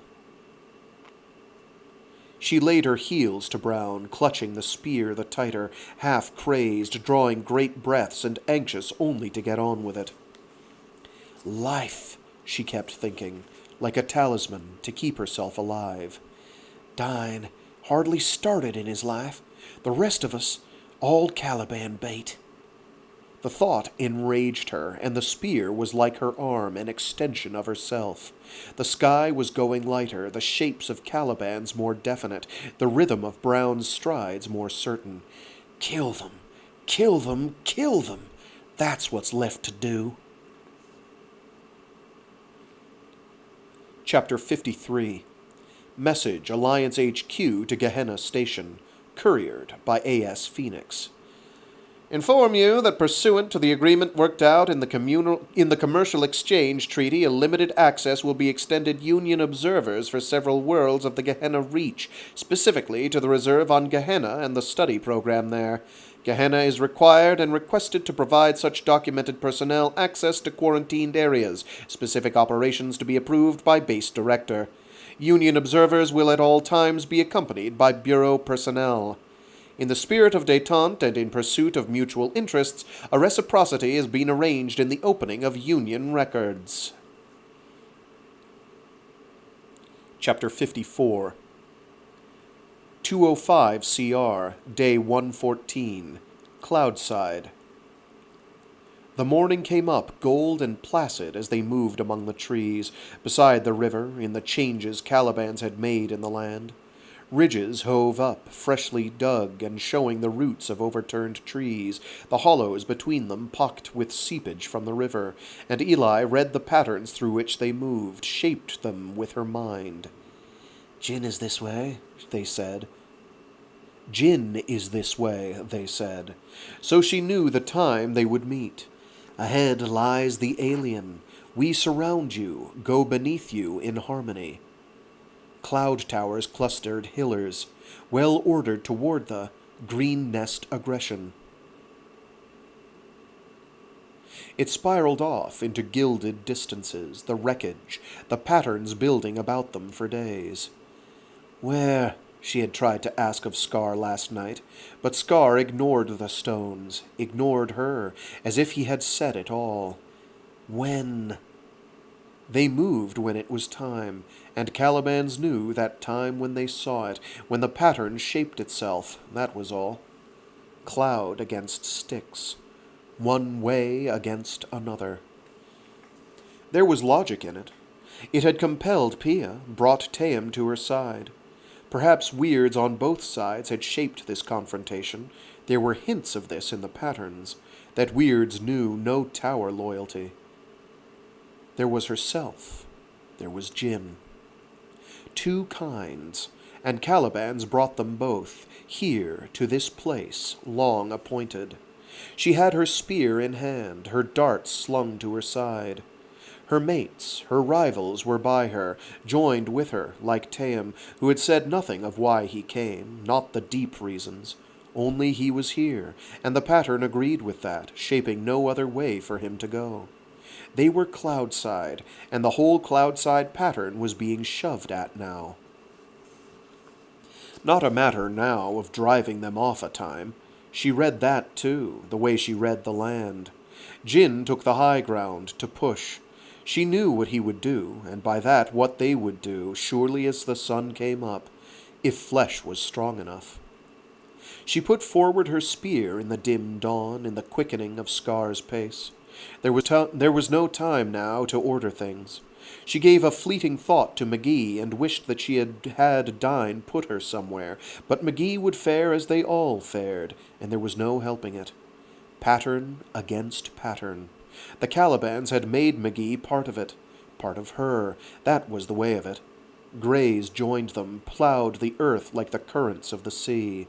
Their powerful claws found places to probe in the mounds. They dived in earth and surfaced again, hissing and whistling, but the long striding browns scrambled across soft ground, four-footed and stable, bridging the gaps with the reach of their limbs, treading the greys down with grand disdain, in silent haste. The sun arrived, spread its rays through the rain of a forest before them, where the trees had been cast down, undermined. They plunged over this, like a living torrent, with hissings and scramblings, but greater were the rocks down by the sea that she had climbed on Scar. Greys, not their own, vacated the pattern and fled before the browns, through the brush, over the ridges, among trees still standing. Scar's collar flashed up. Taim's brown plunged ahead. The hisses of browns broke the water hitting... The hisses of browns broke like water hitting hot metal. Her riders surged about her. Whistles split the air. Younger Calibans took their riders to the fore as they climbed the mounds, refusing the patterns they met now. Eli clamped her knees taut as they met soft ground where greys were at work, and Scar lurched down and up again, past the roots of overthrown trees, past brush that raked harmlessly on her leather-clad legs. "Hey!" She caught the fever and shouted with her young men's cries, with the high-pitched yelps of the young women as they came down the banks among greys that froze under the brown's scrabbling claws, confused and immobile. She couched her spear, held her seat, for now other shapes hove up, rider-bearing Calibans, shapes bristling with raised collars, with spears in human hands. Darts flew, struck her leathered arm. She shouted, not knowing what she yelled, but all at once the fear was gone, every dread was gone. Eli! She was yelling at the last, which was her mother's name, and Cloud! More darts. She shook them off. They struck Scar in vain, useless on his hide. Lesser Browns fled Scar's approach, bearing their riders out of his path. Scar trod others down, mounted over them, clawing their riders heedlessly underfoot, with riders yelling and Calibans lurching this way and that through the ruin of trees. Scar lurched, taxed her weak leg. She held as the earth opened, and greys came up, some Calibans losing their riders as they slid into the undermining, and over all the hisses and the screams. But she knew where she was going. Pia was beside her, was delayed by one of the Styxsiders so that she lost that guard. But then came a clearing of bodies, a withdrawing except for the rider coming toward her, a Caliban larger than the rest. Jinn. Scar lurched aside, almost unseated her. One of her riders rushed by in the whirl of day and trees and plunging bodies. Her spear shaft cracked hard against another, and Scar bore her out of the path of that attack as another of her riders took it. Tam was out there, Tam's brown trying Jinns circling. Scar! She yelled, her spear tucked again beneath her arm. She drove with her heels, less to Scar's tough hide than the darts that spattered about them. Scar! Scar moved, shied off as Jinn overrode Tam, kept retreating, disordering their lines. Jinn's brown scrambled forward, lunged low as Scar shied off, presenting his belly. Eli fought for balance, dug with her heel and rammed the spear at the Styxsider, but Scar was still rising, up and over the collar crest of Jinn's Caliban. The lame leg betrayed her as Scar twisted, as he reared up with the Styxsider in his jaws and the Styxside Caliban lunging and clawing at his gut. She hit the ground, winded, tucked low as a tail skimmed her back, melded herself to the gouged earth. Melded herself in the gouged earth as it came back again, as the battle rolled over her. She spat mud from her mouth and scrambled for her life as the feet came near, as the rolling mass lashed the ground and Calibans raked each other. She fell again, legs too shaken to bear her weight, used the spear to lever herself up, sorted Caliban from Caliban in the mass, and the one with the throat grip had a star-like scar shining on his side. She rammed the spear into the soft spot of the other's neck, heaved her weight at it, and the mass all came her way. A tail hit her, but she was already going down, half senseless, as Calibans poured over her, to the sharing of the kill. She scrambled out of the mire. Wild, blind struggle. Hands seized her, pulled her to safety, and she leaned on offered arms. Dine was one. They pulled her further, away from the heaving mass that had become a ball of Calibans, huge browns biting and rolling like Ariels about a prize. She could not see Scar. "They've run," Mary said, one of her own. "First, they're down." There was chaos everywhere, no rider able to stay mounted, Calibans pursuing fugitives, fighting each other, humans in pursuit of humankind, the earth thundering to the impacts of the massed bodies in that knot before them. She saw Scar pull free of it, saw him seize another throat in his jaws and plunge into the mass. Alive, then. Alive.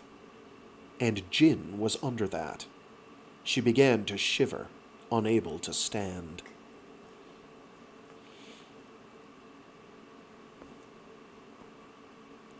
They brought her an accounting of the dead. Tam was one, but she had known that. There were other names. "McGee," she asked, "where's Pia?" Pia's hunting. the man told her, kin of Pia, and with a grin.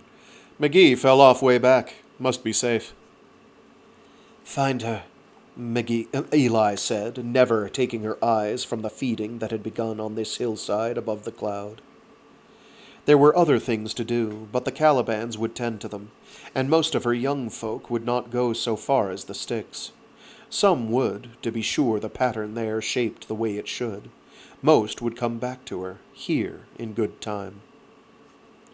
She gave a whistle, trying to retrieve Scar, but that was useless yet.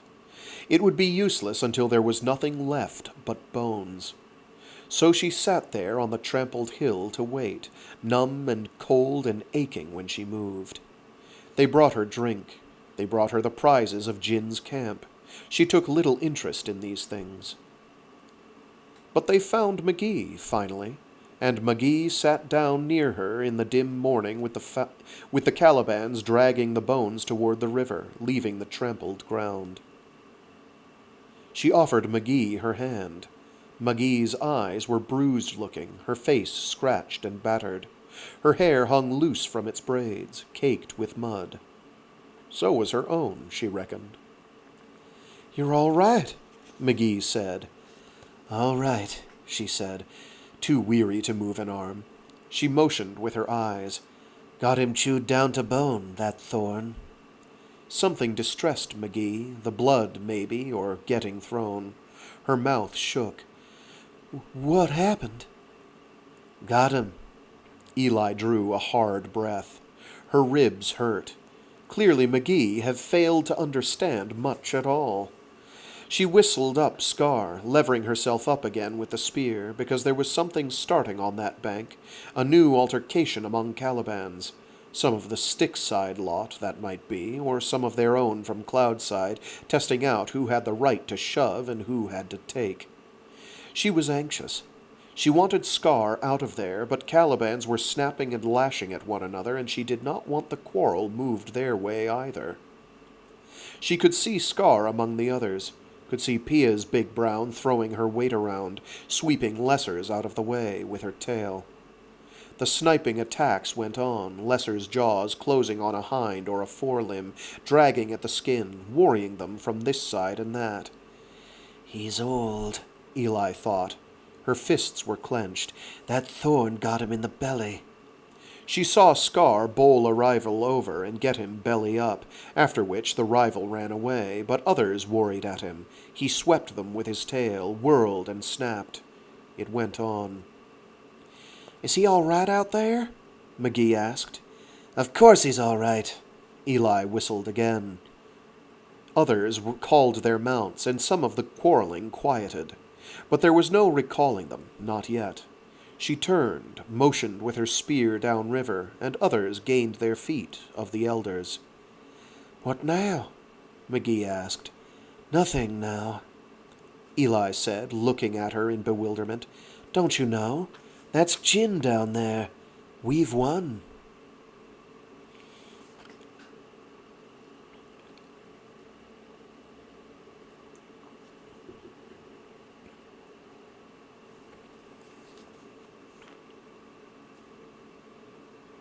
Chapter 55.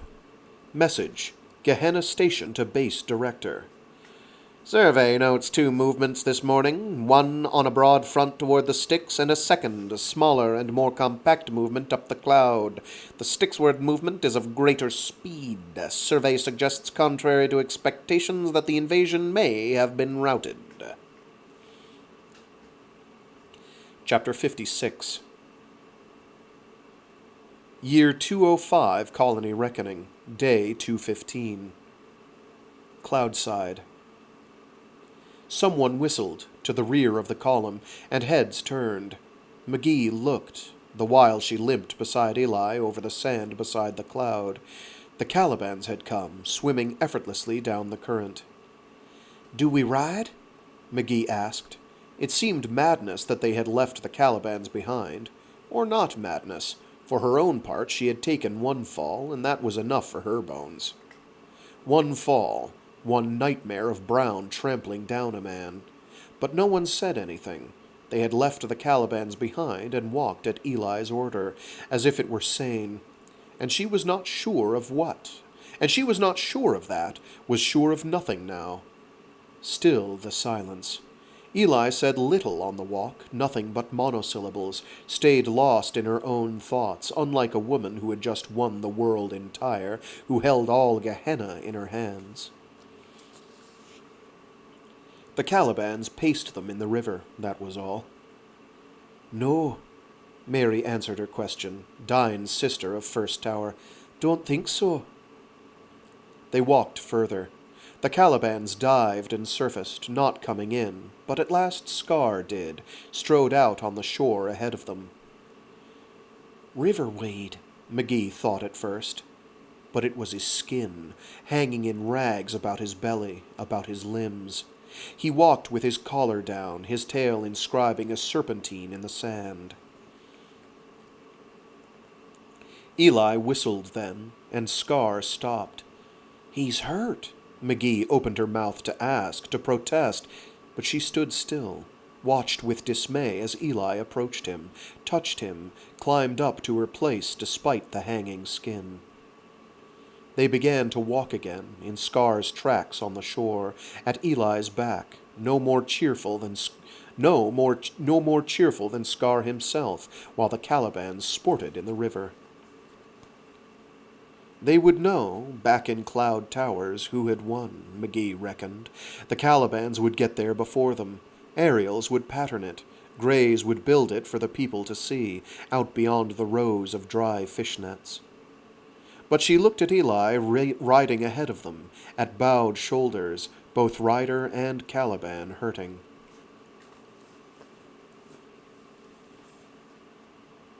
She was afraid then, the way she had been afraid before the battle, in a way that wiped out nightmares of what had been. What's happening? She wondered. She stalked Dine, walked beside him in hopes of answers, but he had none, only trudged along like the rest. They camped early. More Calibans became tractable and came in, seeking out their riders. Scar sulked alone down by the riverside, and Eli huddled by the fire. Is everything all right? McGee asked at last, crouching there. Jin's dead, said Eli tonelessly. Styx Towers will fall now. You mean that's where the others went? McGee pursued the matter, knowing it was fragile ground. Eli held out her hand and opened the fingers. End of the matter. McGee sat and hugged her knees against her chest, in the fire warmth, surer and surer that something had been lost. Scar, she kept thinking in growing chill, and restrained herself from a glance toward the river. She knew what she would see. An old Caliban on the last of his strength, a Caliban who had done well to survive his last battle. Some other Caliban could take him now, any other, if one were inclined to try. Pia, off hunting still. Pia would come, maybe others. She lowered her head against her arms, feeling all her aches, a nagging sense that all the ground she relied on was undermined. Other riders came before the dawn, quietly, bringing Styxsider prisoners who came and sat down across the fire, a handful of youths, sober and terrified. Eli thought about them a long time. Speak up for them, McGee thought. It was outsider instinct. And then she clenched her fist in front of her mouth as she sat there and pressed her fist against her lips to hold herself from talking. I could get Eli killed with wrong advice. But it was Eli let the boys live after all, with a gesture of her hand, and they sat there and shivered, all tucked up, looking lost and scared, and knowing that, if Eli told the truth, there was nothing left to run to. So other riders brought other prisoners. One ran. Parm was his name, at whose name the riders hissed. He took off running, and the Calibans got him, down by the river in the dark. McGee sat there and shivered, the same way she had sat through the rest, as if some vital link had been severed.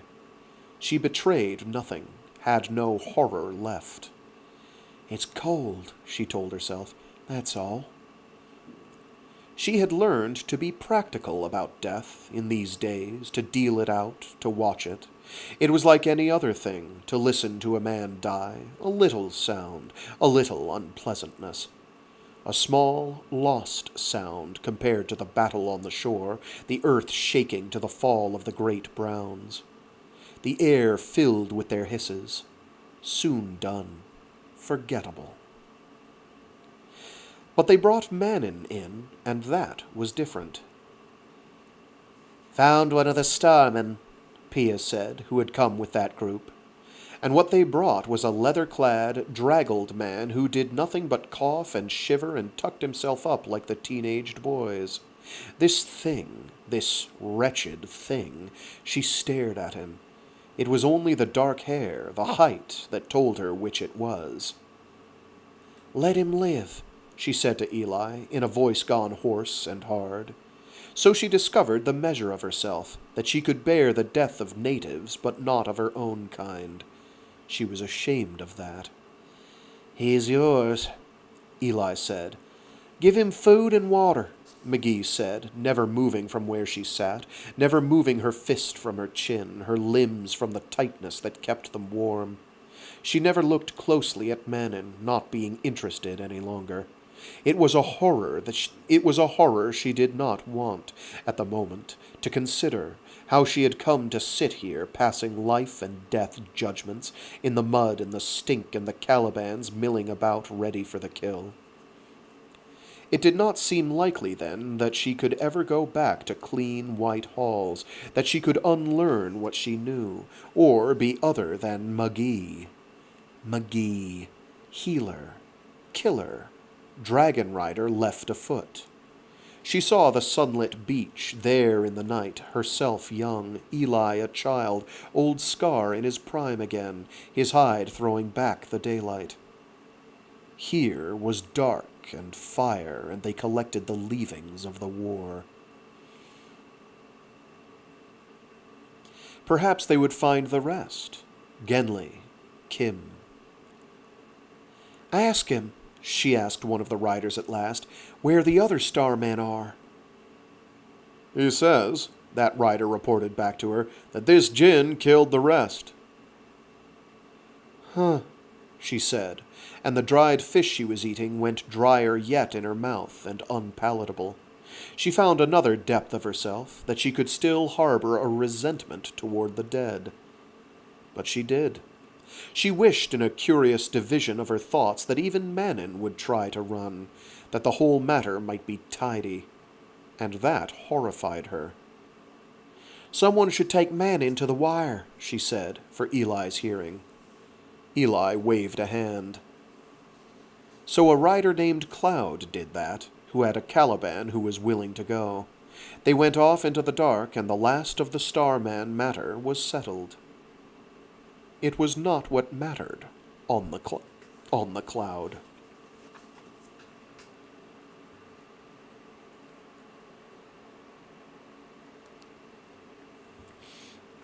Bet you didn't think that at the start of this we were going to get Game of Thrones.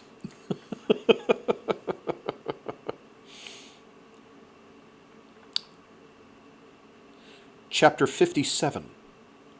205 CR, Day 168. Base Director's Office. "It's down," the secretary said, wild-eyed and distressed, breathless from the other office, leaning on the desk, forgetful of protocols. "The tower, sir, it's down, just fell. I looked up in the window 1 minute and it was going down." There were scattered red lights on the desk comm. One was an incoming station message, on that reserved channel. More were flicking on. "The Styx Tower," the director said, striving for calm.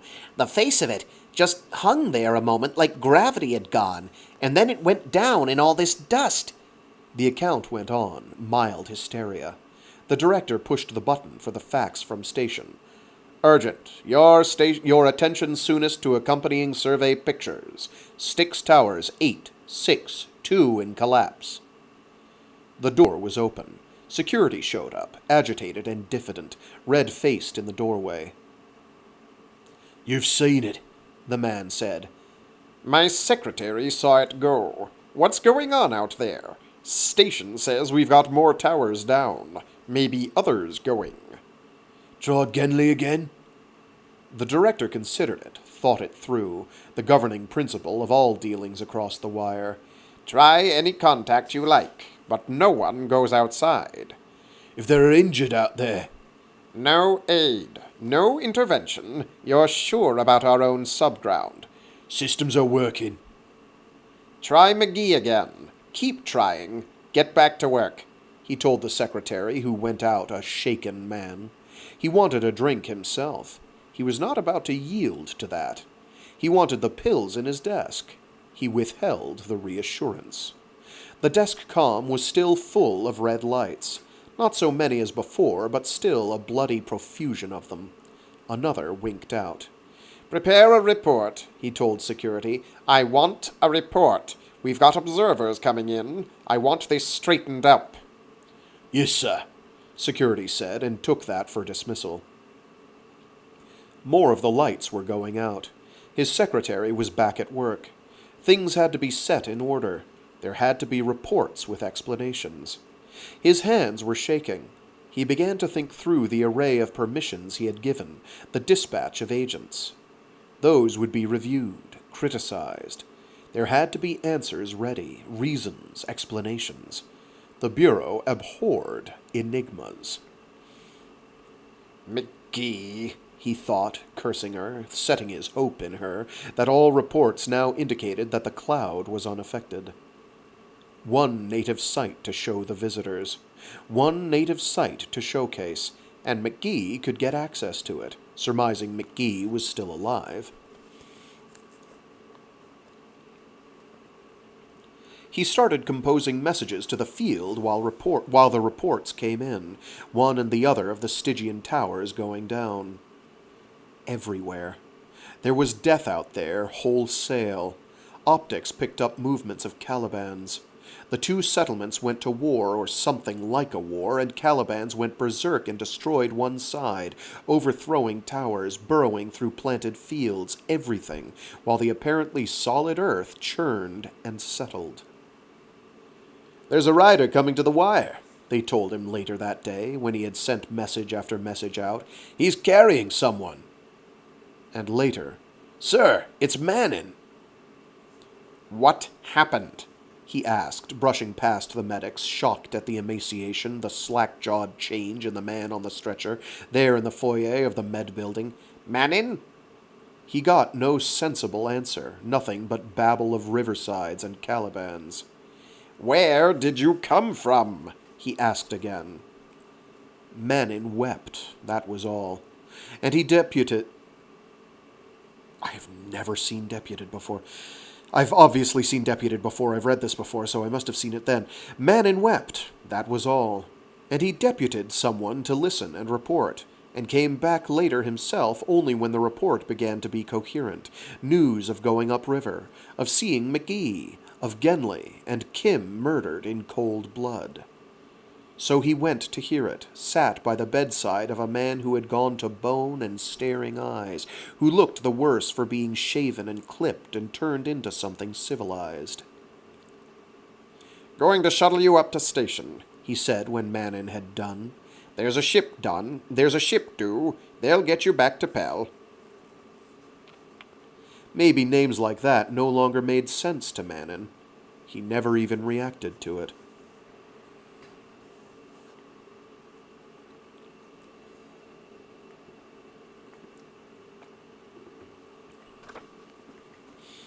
Year 58. Messenger. Message. Base Director to E. McGee, in field. Urgent that you report in. The Styx towers have all fallen. We see refugees, but they do not come near the wire. We have recovered Dr. Genly's notes, which shed new light on the situation. We assure you no punitive action is contemplated. Message. Base Director to E. McGee, in field. Did you receive the last message? Please respond. The situation is urgent. Bureau is ferrying in an observer from Union side with documents that may bear on your studies. The situation for the mission is quite delicate, and I cannot urge strongly enough that you put yourself back in contact with this office at once, by whatever means. Chapter 59. Year 205 Colony Reckoning. Day 172. Cloud Towers. "No," Eli said. "No come." And McGee did not dispute it, only frowned, sitting there in the hall of First Tower where Eli sat.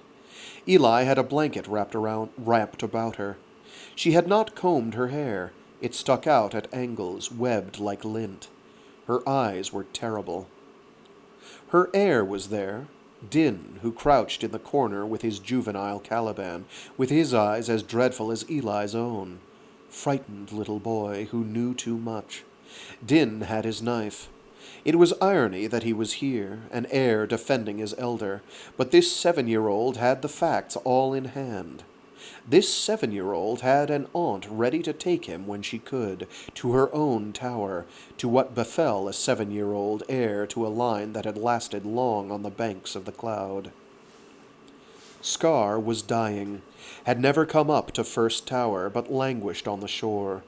Eli only waited for this, the way she had waited for days, eating nothing, drinking little. Quiet steps came and went, weirds who tended Eli. Taim never came. The nurses had Cloud kept somewhere away, as much in danger but ignorant. A baby, likeliest cat's paw for Pia if Din came to grief. There was Dine, always Dine, at the doors below. Dine's sister Mary. The Flanahans were loyal still, would die in that doorway if they must. They were armed, but so were all the riders. And so far one could come and go. "McGee," said Eli, having wakened. "First," McGee murmured in respect, "what would you advise?" Advise? Perhaps Eli was delirious, perhaps not. Eli made no more patterns, sat with her arms beneath the blankets, alone. McGee shrugged uneasily. "I'd advise you to eat something." Eli failed to react to that. Just failed. There was long silence. It went like this through the hours. "First," McGee said, working her hands together, clenching them and unclenching. "First, let's go. Just use some sense and eat something, and you and I'll just walk out of here. To the wire, maybe somewhere else. You can just walk away. Isn't that good advice?" "I could make a boat," Eli said, "and go to the islands." "Well, we could do that," McGee said, half hoping, half appalled, shocked at once by Eli's dry laugh. Eli slipped forth a hand, opened thin fingers in mockery, dropping imaginary stones. "Forget that, old friend." "Listen, I don't intend to put up with this, Eli." Eli's eyes more than opened, at least Eli's eyes more than opened, the least frown line creased her brow. But she said nothing. "Styx towers are down," McGee said. "What's that going to mean in the world?" A second throwing away gesture. "Should have made the boats," Eli said, "but they'd have taken down our towers." Towers, jeez. My brain just disappeared today. "Should have made the boats," Eli said, "but they'd have taken down our towers." "Who?" There was a cold wind up McGee's back. "What do you mean they'd have taken down the towers? Calibans? Like Jin's towers? Like they're doing there? What are you talking about first?" "Don't know, McGee. Don't know. Maybe not. Maybe so." "They'll kill, like at the Styx towers." "The strong ones will come this way," Eli said. She was hoarse. This talk tired her. She made an impatient gesture. "All those Styxside men, too mean. All those women, too stupid. Life would kill them here. Land will kill them. Most, maybe not all. The frown reappeared between her brows. Or maybe Styxside way just grows up again. Don't know. Somewhere at the depth of her, McGee was shocked. You mean these Styxsiders did something the Calibans didn't like? That was what killed them. Eli shrugged. They ate greys. For years, Eli. It got worse, didn't it? They went on and on. They got themselves the likes of Jinn. He pushed. Eli made a motion of her fingers, indicating boundaries. Calibans aren't finished with this pattern, McGee, here on the cloud. Cloud stands. That's what it meant out there. And they'd have stopped your ships the same way? Maybe. Eli heaved a breath. Maybe not. Old Scar would swim. Maybe he thought the same as me.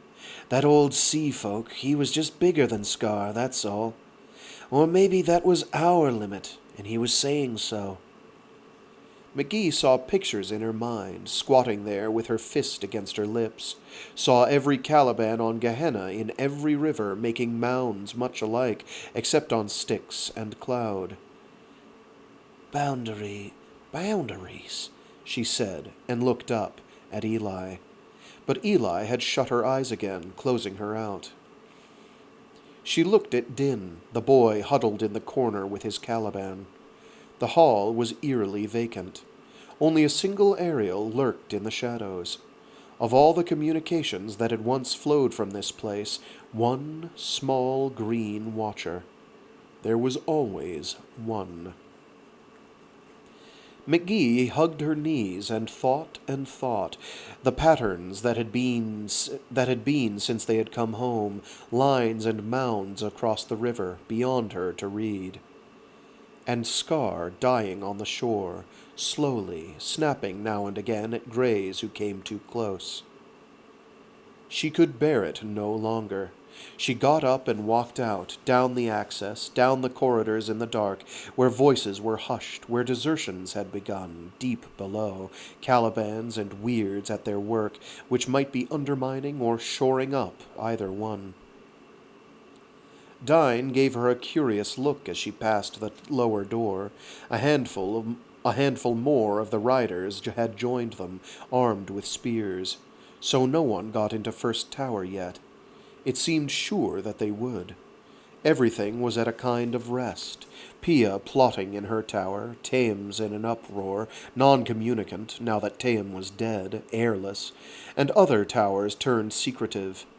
The fishers still plied their trade, folk went out to farm, but they did so carefully, disturbing as little as they could, and strange Calibans had come.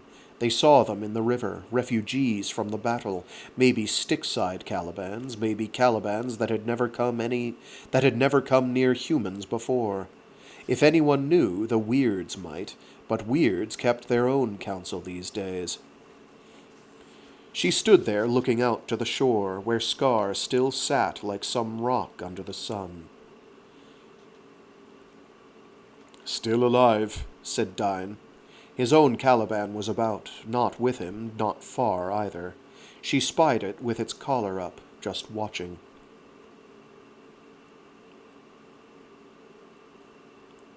She started walking, walked all the way out past the nets where Scar sat.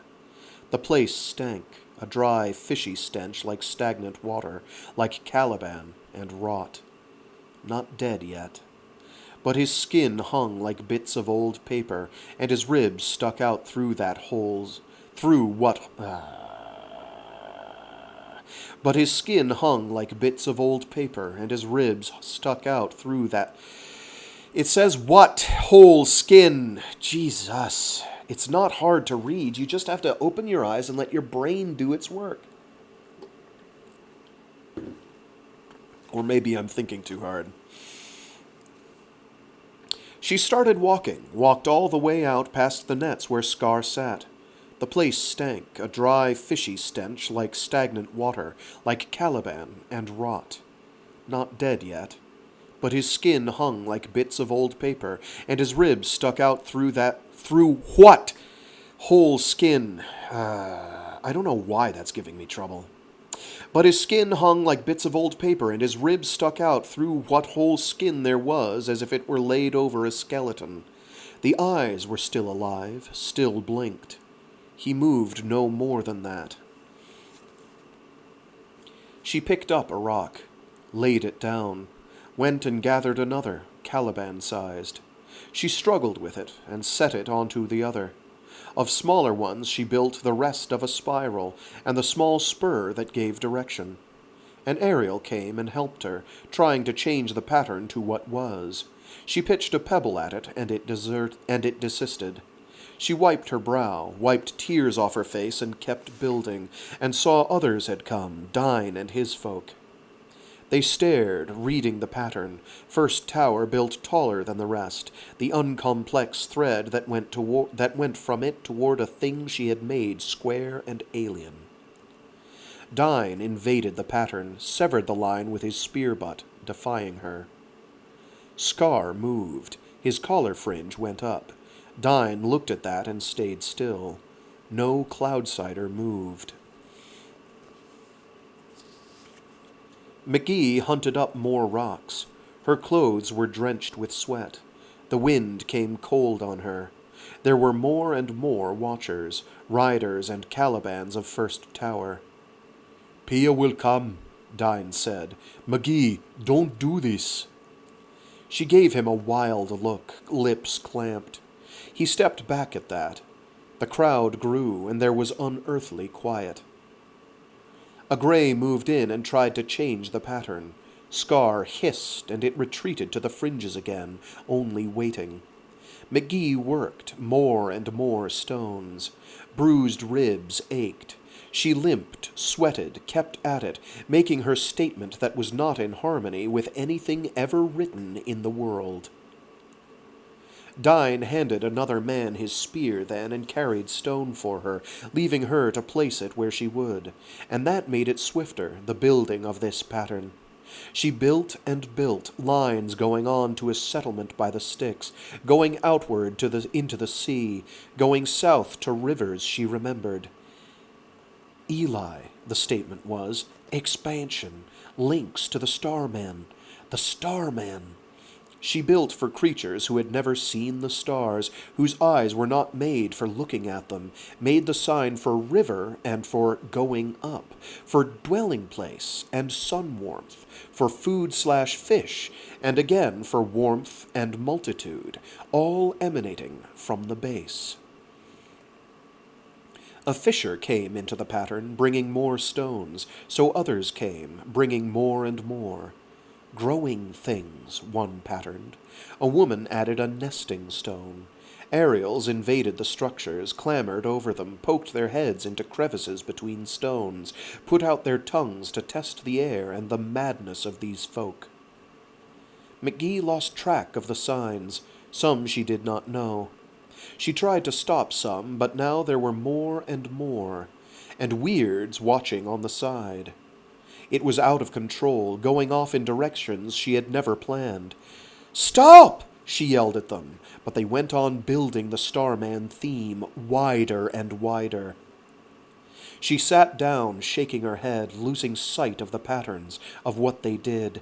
She wiped her face, hugged herself, and just sat there, more scared than she had been in the war. She looked up in a sudden silence and saw Eli there, in a place the crowd had made. Eli, arriving like an apparition, her person still in disarray. Din and his smallish Caliban trailing in her wake. "McGee," Eli said. It was a whip-crack of a voice, thin as it was. There was rage. "McGee's crazy," McGee said. She stood up. Don't the weirds have the right to say anything they like?" "You want them to take us down, McGee, like they took Jin?" Scar hissed and turned his head. One plate-sized eye turned toward Eli. That was all. Then he wandered off, avoiding the pattern, while humans scrambled from his path. He went to the river. McGee saw him going in, turned to watch Eli's face, but Eli gave no sign of grief. Nothing. "You're a fool," Eli said in a weak voice, and started back again. Pia was in her way, astride her big brown, with armed second tower riders at her side. Eli stopped, facing that. Everything stopped for a moment, every movement. Then Eli walked around to the side. They exacted that of her, but they stood still and let her do it. They stood there surveying the pattern. They stood there for a long time, and eventually the crowd found reasons to be elsewhere, one by one. McGee went when those nearest her went, limping and feeling the wind cold on her sweat-drenched clothes. A lance brushed her when she passed Pia on her way back. She looked up at Pia's grim, weathered face, at eyes dark and cold as river stones. "Fool," Pia said. "That's two that have told me," McGee said, and backed off from the spear tip and walked away, expecting it in her back. But they let her pass.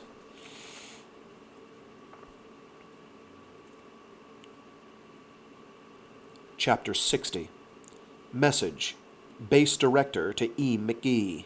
Repeat. Urgent you report. We have Bureau representatives incoming. They are bringing Union side observers. There will be data essential to your work. Chapter 61. Notes. Coded Journal. Dr. E. McGee. Eli's no worse. No better. Pia hasn't... I'm going to take that from the top. Eli's no worse. No better. Pia hasn't come through the door.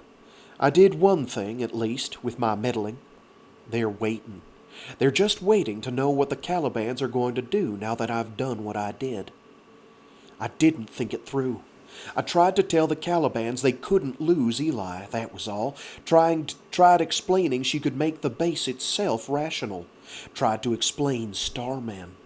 Tried to tell them about their world and what they were missing. And oh, dear God, I did something no one's ever done. I went and did a human pattern in terms they could read. I tried to say there was good in Starman, that there's life outside. And they took it away from me, the Cloudsiders. They started telling it their way, their own legends. They were talking about themselves. No one's moving. The Calibans have gone off. Most of them. Eli's eaten again. At least I got her to take a little soup this morning. That was a triumph. Dying helped. Everyone's going about quiet. Really quiet. And across the river there's building going on within sight of the towers. The Calibans are in debate. I think they must be. Patterns rise and fall incomplete. There's no reason in it that makes sense yet. They reform the old pattern and then tear it up again in new elaborations, and they do things I don't make sense of. Pay has been forestalled. This is no time to upset the Calibans. Chapter 62. Message. Station to base. AS Wyvern inbound from Cytine. Visitors aboard.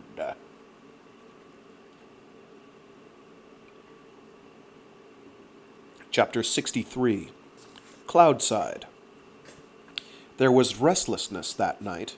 McGee heard it starting in the depths, vague echoes of movements, stirrings and slitherings down below, and she shivered, lying on her bed, on the earthen ledge in her own quarters, wrapped in her rough blankets. It grew. Her heart began beating in a panic like night fears, and she scrambled up, threw on her clothes without seeking any light. She went blind as she had learned to do, running up the spiral turns of the hall. So others came, men and women running either way, some down toward the exit from the tower, some few up, as she ran up toward the hall where they kept firelight these last nights, since it had become Eli's refuge.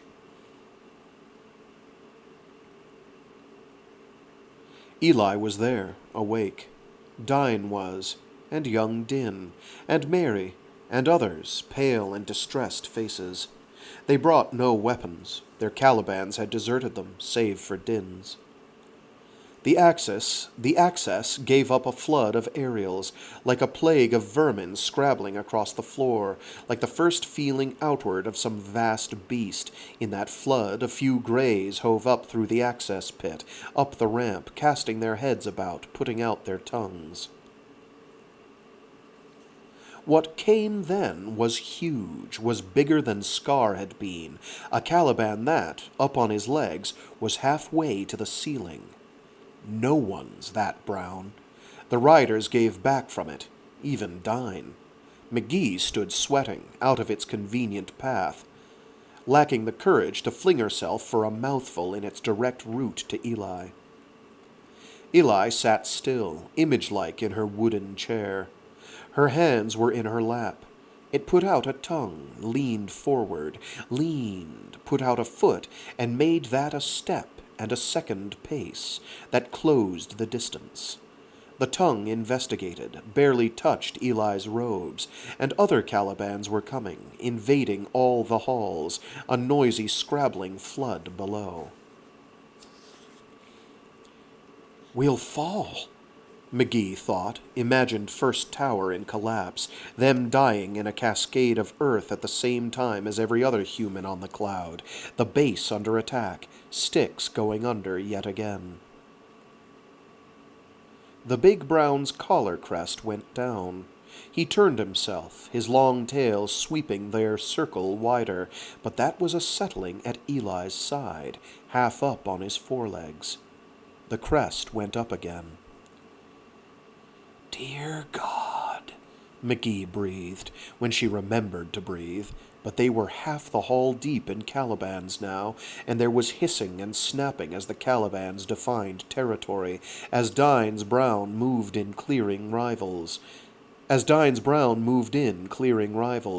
Mary's showed up, and young Din scrambled for cover in McGee's arms, the young brown two-stone hissing and lashing its tail in front of them, holding his ground against larger ones. There was order made. Eli put out a hand and appropriated the big brown. His crest flicked, in something like pleasure. McGee caught another breath. Her chest hurt. She clenched Din in her arms, and the boy struggled. She let him go, remembering he was Cloudsider, and at most times independent. No one moved beyond that for a very long time, until Calibans had stopped milling and crests were down. A grey came to the middle of the floor and spat up a fish. The big brown leaned forward and ate it. The grey got out of the way in haste. "Pia will be disappointed," Eli said, looking at McGee. "So, McGee?" McGee ignored her limbs, which still felt dissolved, and the sweat that was running on her skin, lifted her chin and managed a grand indifference. "You had old Scar a long time. You never figured he was important?" Yes, I think that is indeed McGee. Very good. "You had old Scar a long time. You never figured he wasn't important of his kind? He picked you from way back. You're not a war leader. If they wanted one, they'd have had Jin just as easy. They wanted you first, for some reason." Eli just stared at her, her hand resting on the big brown's shoulder. Jaw set, eyes hard. The first of First Tower was not prone to displays. "His name's Sun," she said. Message. Base Director to E. McGee. Repeat. Urgent you respond. We have a shuttle landing. We have Dr. Ebhart, Union side, with aides coming in. This is an official instruction. This office is taking the position that some damage to the comm must have occurred, and therefore no reprimand will be lodged. I add to this an earnest personal plea. I am concerned with your welfare and urge you to consider your professional and personal interests and to respond to this message by whatever means you may be accessible to you. Dr. Mannin's brief report of you indicates that you are well and in a position to have gathered valuable material. I am sure that the arriving mission will make every effort to accommodate you within its policies, and I am sure will not wish to interfere in your work. It would, however, be of great help if we could have your direct input. Chapter 64.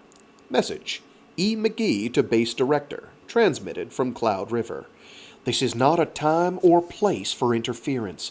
I regret the misfortune of the Styx River mission. Keep your observers at a distance. Calibans are very uneasy just now. Report follows.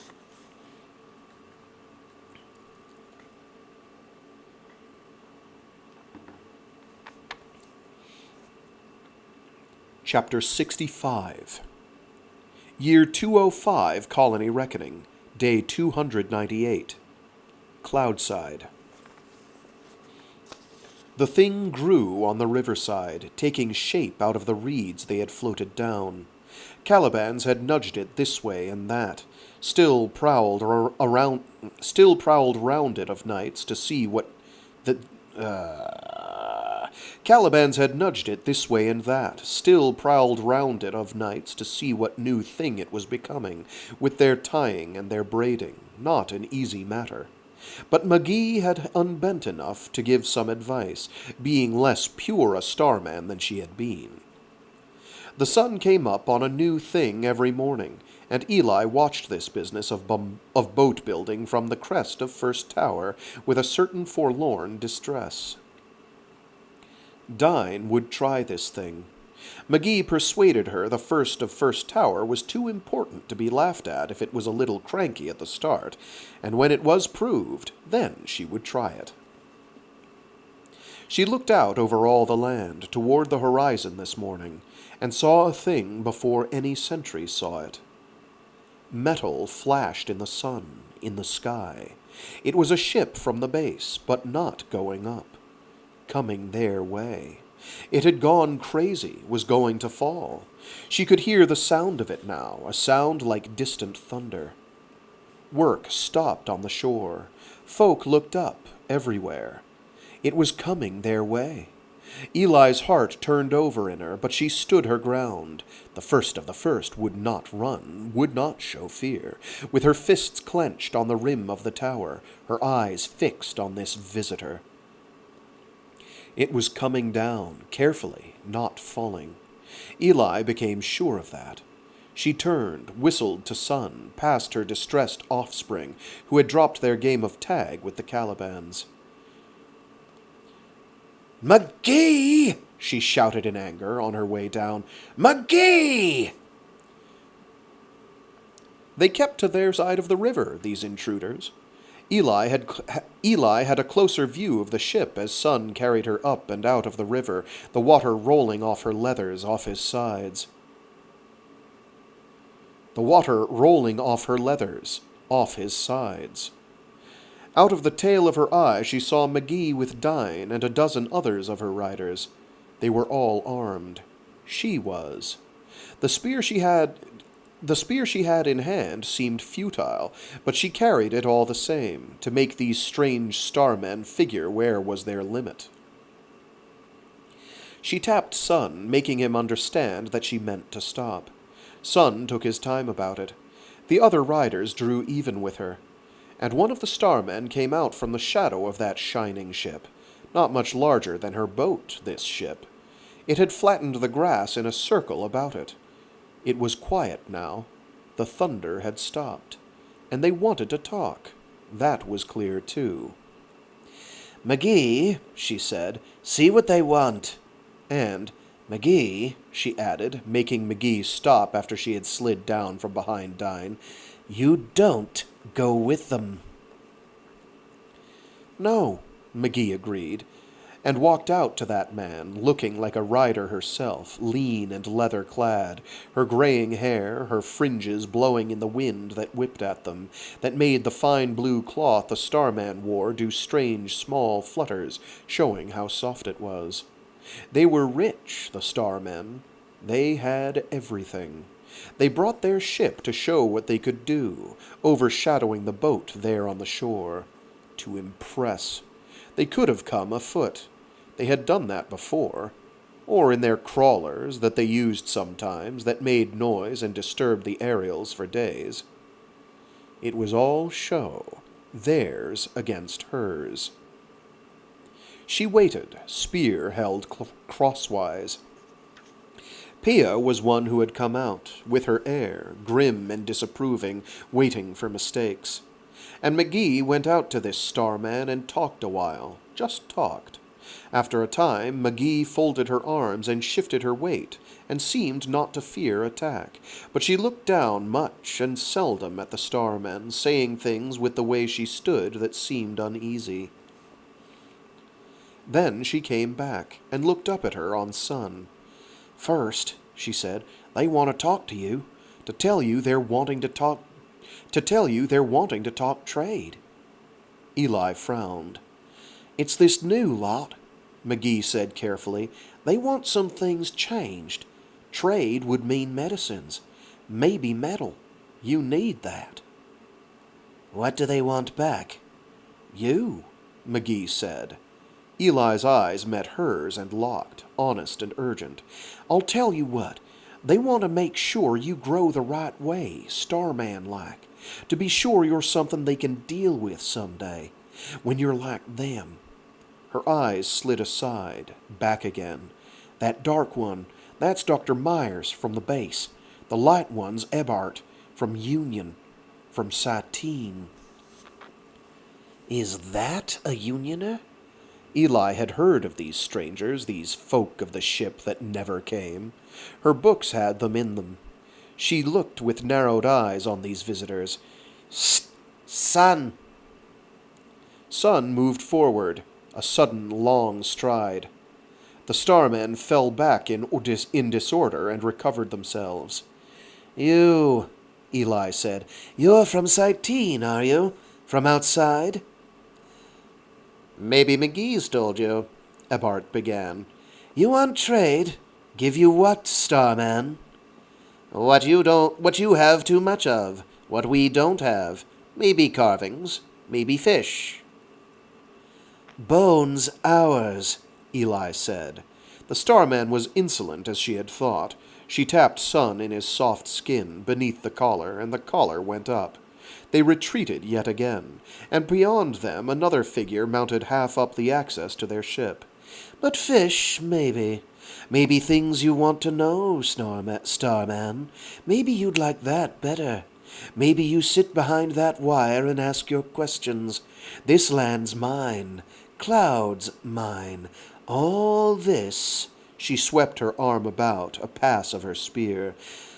"My name's Eli, Eli's daughter, line of the first Cloud, the first Ellie. Of Pia, line of the first Jinn when they made the world. And you're on my land." They backed up from her. "McGee," one said. "I'd move," McGee said equably, from somewhere to the rear. "The first just told you she'd trade and where, and you don't want an incident. You really wouldn't want an incident at the foundation of the world. I'd really advise you pack up and get this machinery out of here." There was some thinking about it. "First," one said then, and both of them made a downcast gesture and began a retreat with more dignity than their last. They took the ship away. The Calibans just stood and looked up at it with curious tilts of their heads, and Eli did, sitting on Sun, waved her spear at them, adding insult to the matter. Her riders jeered at them. Pia looked impressed for once, she and her heir. "Come on," Eli said to McGee, touching Sun to make him put his leg out. "Ride behind me."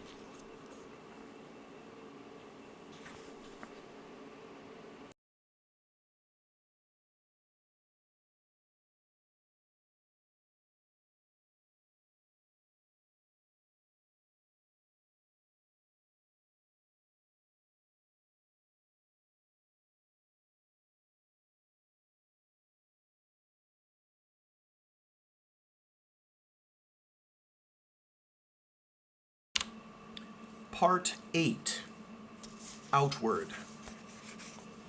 And here we have that really large family tree that you just saw on screen with the genealogy.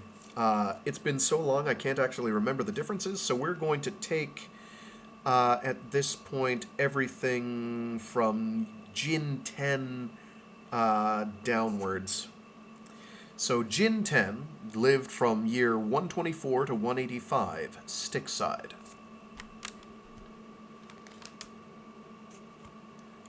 He begat Jin 11, who lived from year 156 to 174. And they begat Jin 12, who was born in colony year 170. So, let's see. Dean 2 was born in year 112 and lived until year 169, and ruled, I believe the R is, not retired. I don't know why I thought that before. My brain is slow doing these. My apologies. They ruled from year 154 to 169. They begat Eli, who's sort of the beginning of the rulers of First Tower. So Dean 2 begets Eli in year 132. She lives until year 188, and ruled from years 169 to 181. Eli begat Eli in year 153, and they lived until year 204, and that Eli reigned from year 181 to year 204. Eli begat Eli in year 178, who lived until year 271, and reigned from year 204 to year 241. Eli begat a number of Chillons, including Din in 198, who lived until year 243, and reigned from year 241 to 243, kind of a short one there. Din begat Din in year 239, though, and they still live. Eli also begat Tam in year 200. They lived until year 276. She also begat Cloud in year 201, who lived until year 298. And Cloud begat something that is not pictured, as well as someone named Marek in year 286, and still lives to this day. And Eli also begat a Marek of her own, who lived from year 203 to year 203. So on the Cloud side of things, we had Cloud's Tam and other towers. Cloud's Tam was born... That can't be right. So this says Cloud's Tam was born in year 81 and lived until year 200. And that seems improbable. Cloud's Tam begat Cloud, who lived from year 94 to 168. At that point, you have the Cloud River settlement begin between Cloud and Cloud. Cloud begets Cloud on year 114, and they live until year 159. Cloud also begets Tam in year 135, who lives until year 189, and they are the ruler of New Tower. And that Tam begets Tam in year 168, and they live until year 202. Cloud also begat a Cloud of their own in year 134, and they lived until year 162. Cloud begat Pia in year 154, who lived until year 209. Pia begat Cloud in year 181, who lived until year 268. And Cloud begat Pia in year 241. And they still live.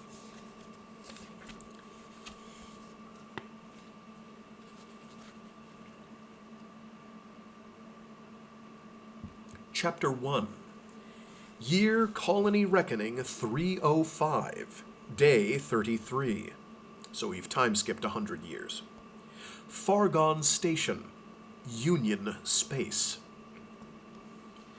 One saw all sorts dockside, military, merchanters, stationers, dockers, the rare probe ship crewmen.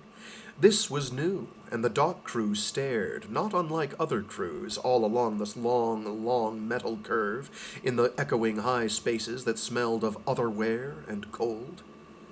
"What's that?" someone wondered, too loud, and the young man turned and gave them back the stare. Just for a moment, stranger estimating stranger, but this one looked dangerous. Tall and lean and long-haired, wearing fringed leather and white bone beads of intricate carving.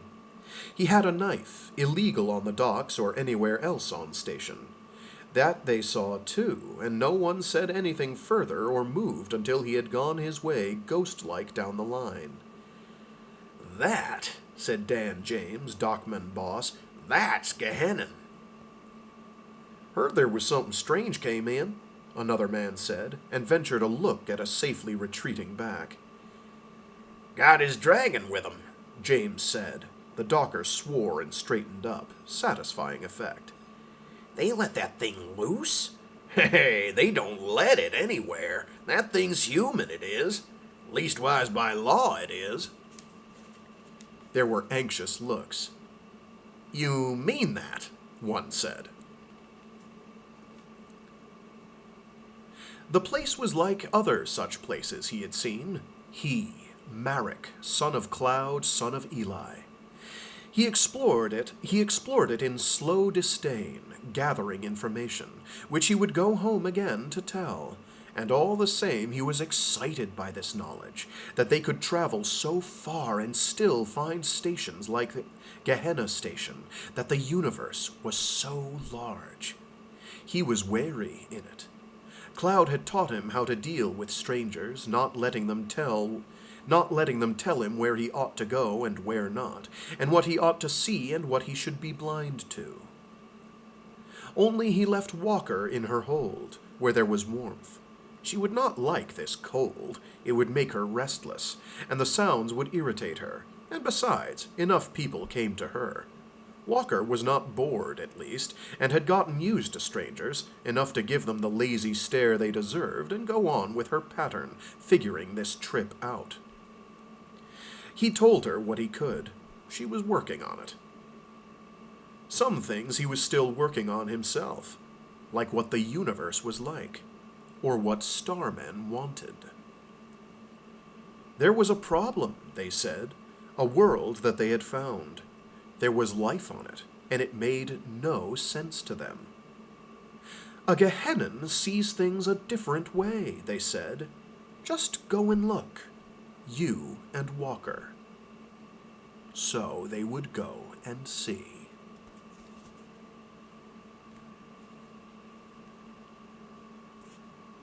And that, dear listeners, was 40,000 in Gehenna by C.J. Cherryh. Published in the distant future year of 1983. Collected in this convenient science fiction double feature collection entitled Alliance Space in 2008. So, how about that? Pour one out for Scar. He was a good boy. So yeah, that was 40,000 at Gehenna, in Gehenna, sorry. And yeah, it's a trip. It is quite a ride. It's a brilliant example of how C.J. Cherryh really does amazing work when doing world building and really thinking a setting through. To this day, it's one of the better realized books of culture clash that I've ever read in a science fictional setting. And the Calibans are familiar enough to cause misunderstandings and different enough to be really, really different. Really great stuff. I haven't read a ton from... I'm not sure if the ending of that book is in reference to another book that I just can't remember or haven't read yet. It's possible. The Alliance Union universe is quite large.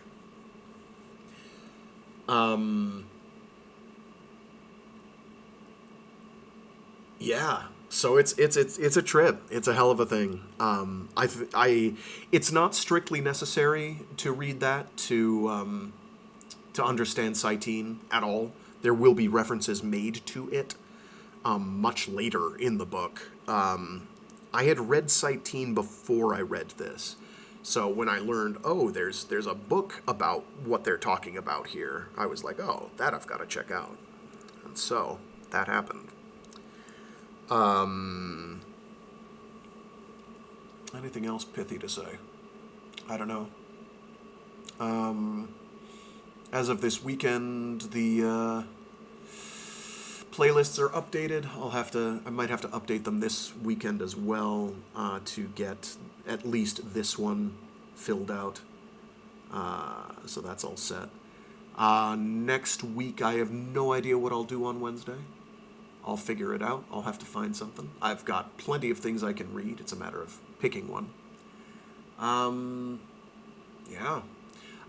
Yeah, I do want to do some book or something in between getting Cytine started, because Cytine is going to be a pretty lengthy endeavor. This one was pretty long. It was longer than I remembered. It's a pretty hefty affair. Worth it though, to be exposed to something pretty radical. But yeah, very dramatic conclusion there, and then this nice steady anticlimax. That you think is the real anticlimax, until the actual climax rears its head, and that is when you think the war, the battle is the climax, but the real climax is when McGee goes out there and starts making a pattern to communicate with the Calibans and tells them, hey, by the way, that base with the Starmen, there's a whole universe out there that you may or may not have considered. And then the Calibans are like, hold up. This changes everything. And we don't even know how much they've changed. We know that Calibans have human rights, as well they should. They're sentient. If nothing else, they're sentient. That is firmly established. Yeah. So it's and they're going to be used as sort of an ambassador to an even more alien world, or another alien world. So it's pretty great there. I like that. I like that touch. It's like, oh, well, humanity learned how to communicate somehow with a completely alien species. Maybe we can use that amalgamation, that alloy, to communicate or understand or comprehend or get an inkling of comprehending another incomprehensible alien race out there. So, great stuff. Optimistic, very... I just love it. I love C.J. Cherryh's work. I have yet to read something I didn't like. Some I definitely like more than others, but I have favorites. But, man, it's a trip. It's a hell of a trip. Anything else important and salient that I can think of? No, not really. I've contemplated doing a couple different things next for Wordy Wednesdays. I'm not quite sure I know what yet. One I kind of want to do is I want to do comics again. And I'm thinking I will take the plunge and do Finder, at least the first major story of Finder by Carla Speed McNeil, because it's pretty self-contained. It's long enough to be hefty, but it's nicely self-contained. The difficulty is that comics are very much a visual medium, so it will require people actually watching the video. She also does some pretty interesting things with scene arrangement and text flow, where sometimes where you think it's going to be the next thing you read is not the next thing you read. Usually she points this out. Sometimes she does not. I have a soft spot for Finder. It was kind of the thing that got me back into comic books, or was like, oh my goodness, the independent comic book scene is not only thriving, it's getting some of the most brilliant work you're going to see. And that was back in, the early aughts, sometime in the aughts. But yeah, it blew my mind. I was like, oh wow, people are really just going out there and doing stuff like this. This is brilliant. Telling not only cool settings and interesting world building, but also very good stories. I was like, oh yeah, this is that real stuff, man. This is the good shit. You'll see what I mean. And like every single major story in Finder is kind of like a pretty fantastic story on a storytelling level. It's well done. We're going to meet Jaeger. We're going to meet a whole cast of characters. I don't know for sure that that's what I'm going to do. There is some violence and squicky thing and sexy time squicky things that and emotional abuse that occur in there. Actually, the entire first story is basically dealing with trauma and uneven power dynamics in a marriage. It's pretty messed up. Very deeply human. You'll see when we get there. If we get there, we'll get there eventually. I do want to commit and do the Finder library at some point. I do have a digital copy of it now. I don't know if this will be the week, but we'll see. I also want to fit in Street Lethal by Stephen Barnes. And I want to fit in US! By Chris Batchelder. Those I want to get to at some point as well, but I don't know when. After we finish, how close are we to finishing the Ascension Factor? We're 2 streams away. Next week we'll have that finished. So the week after next we'll start The Nightland by William Hope Hodgson. So that'll be excellent. Another one that I could do for Wednesdays is there's this 2-story collection by what's his name? That's not it. Where are you? Give me a sec here.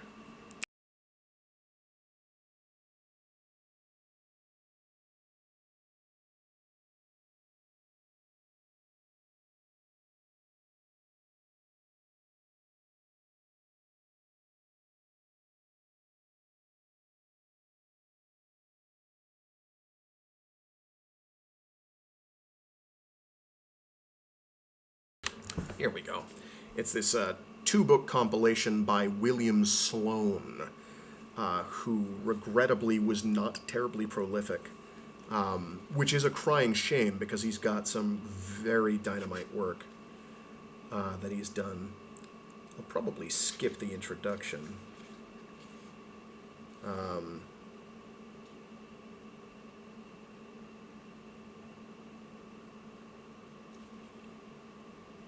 Because it's by another author. Some rando named Stephen King. I don't think anyone's ever heard of. These are stories that were published back in 1937 and 39, respectively. They're not terribly long. I might just do the one of them, but they are both quite good. Really, really good, steady build-up and ratcheting of anxiety and horror. Much in the style of H.P. Lovecraft, but less racist. Bit more misogynist, but unfortunately it trades that for a certain degree of misogyny, which is unfortunate. Not completely, but it's more of a, this was made in the 30s, can you tell, kind of way.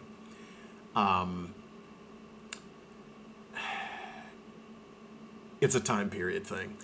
But really, really good ratcheting up of anxiety and horror, and told pretty well. You know, like, so Lovecraft would occasionally try to do, he had very flowery prose, and that sometimes got in the way.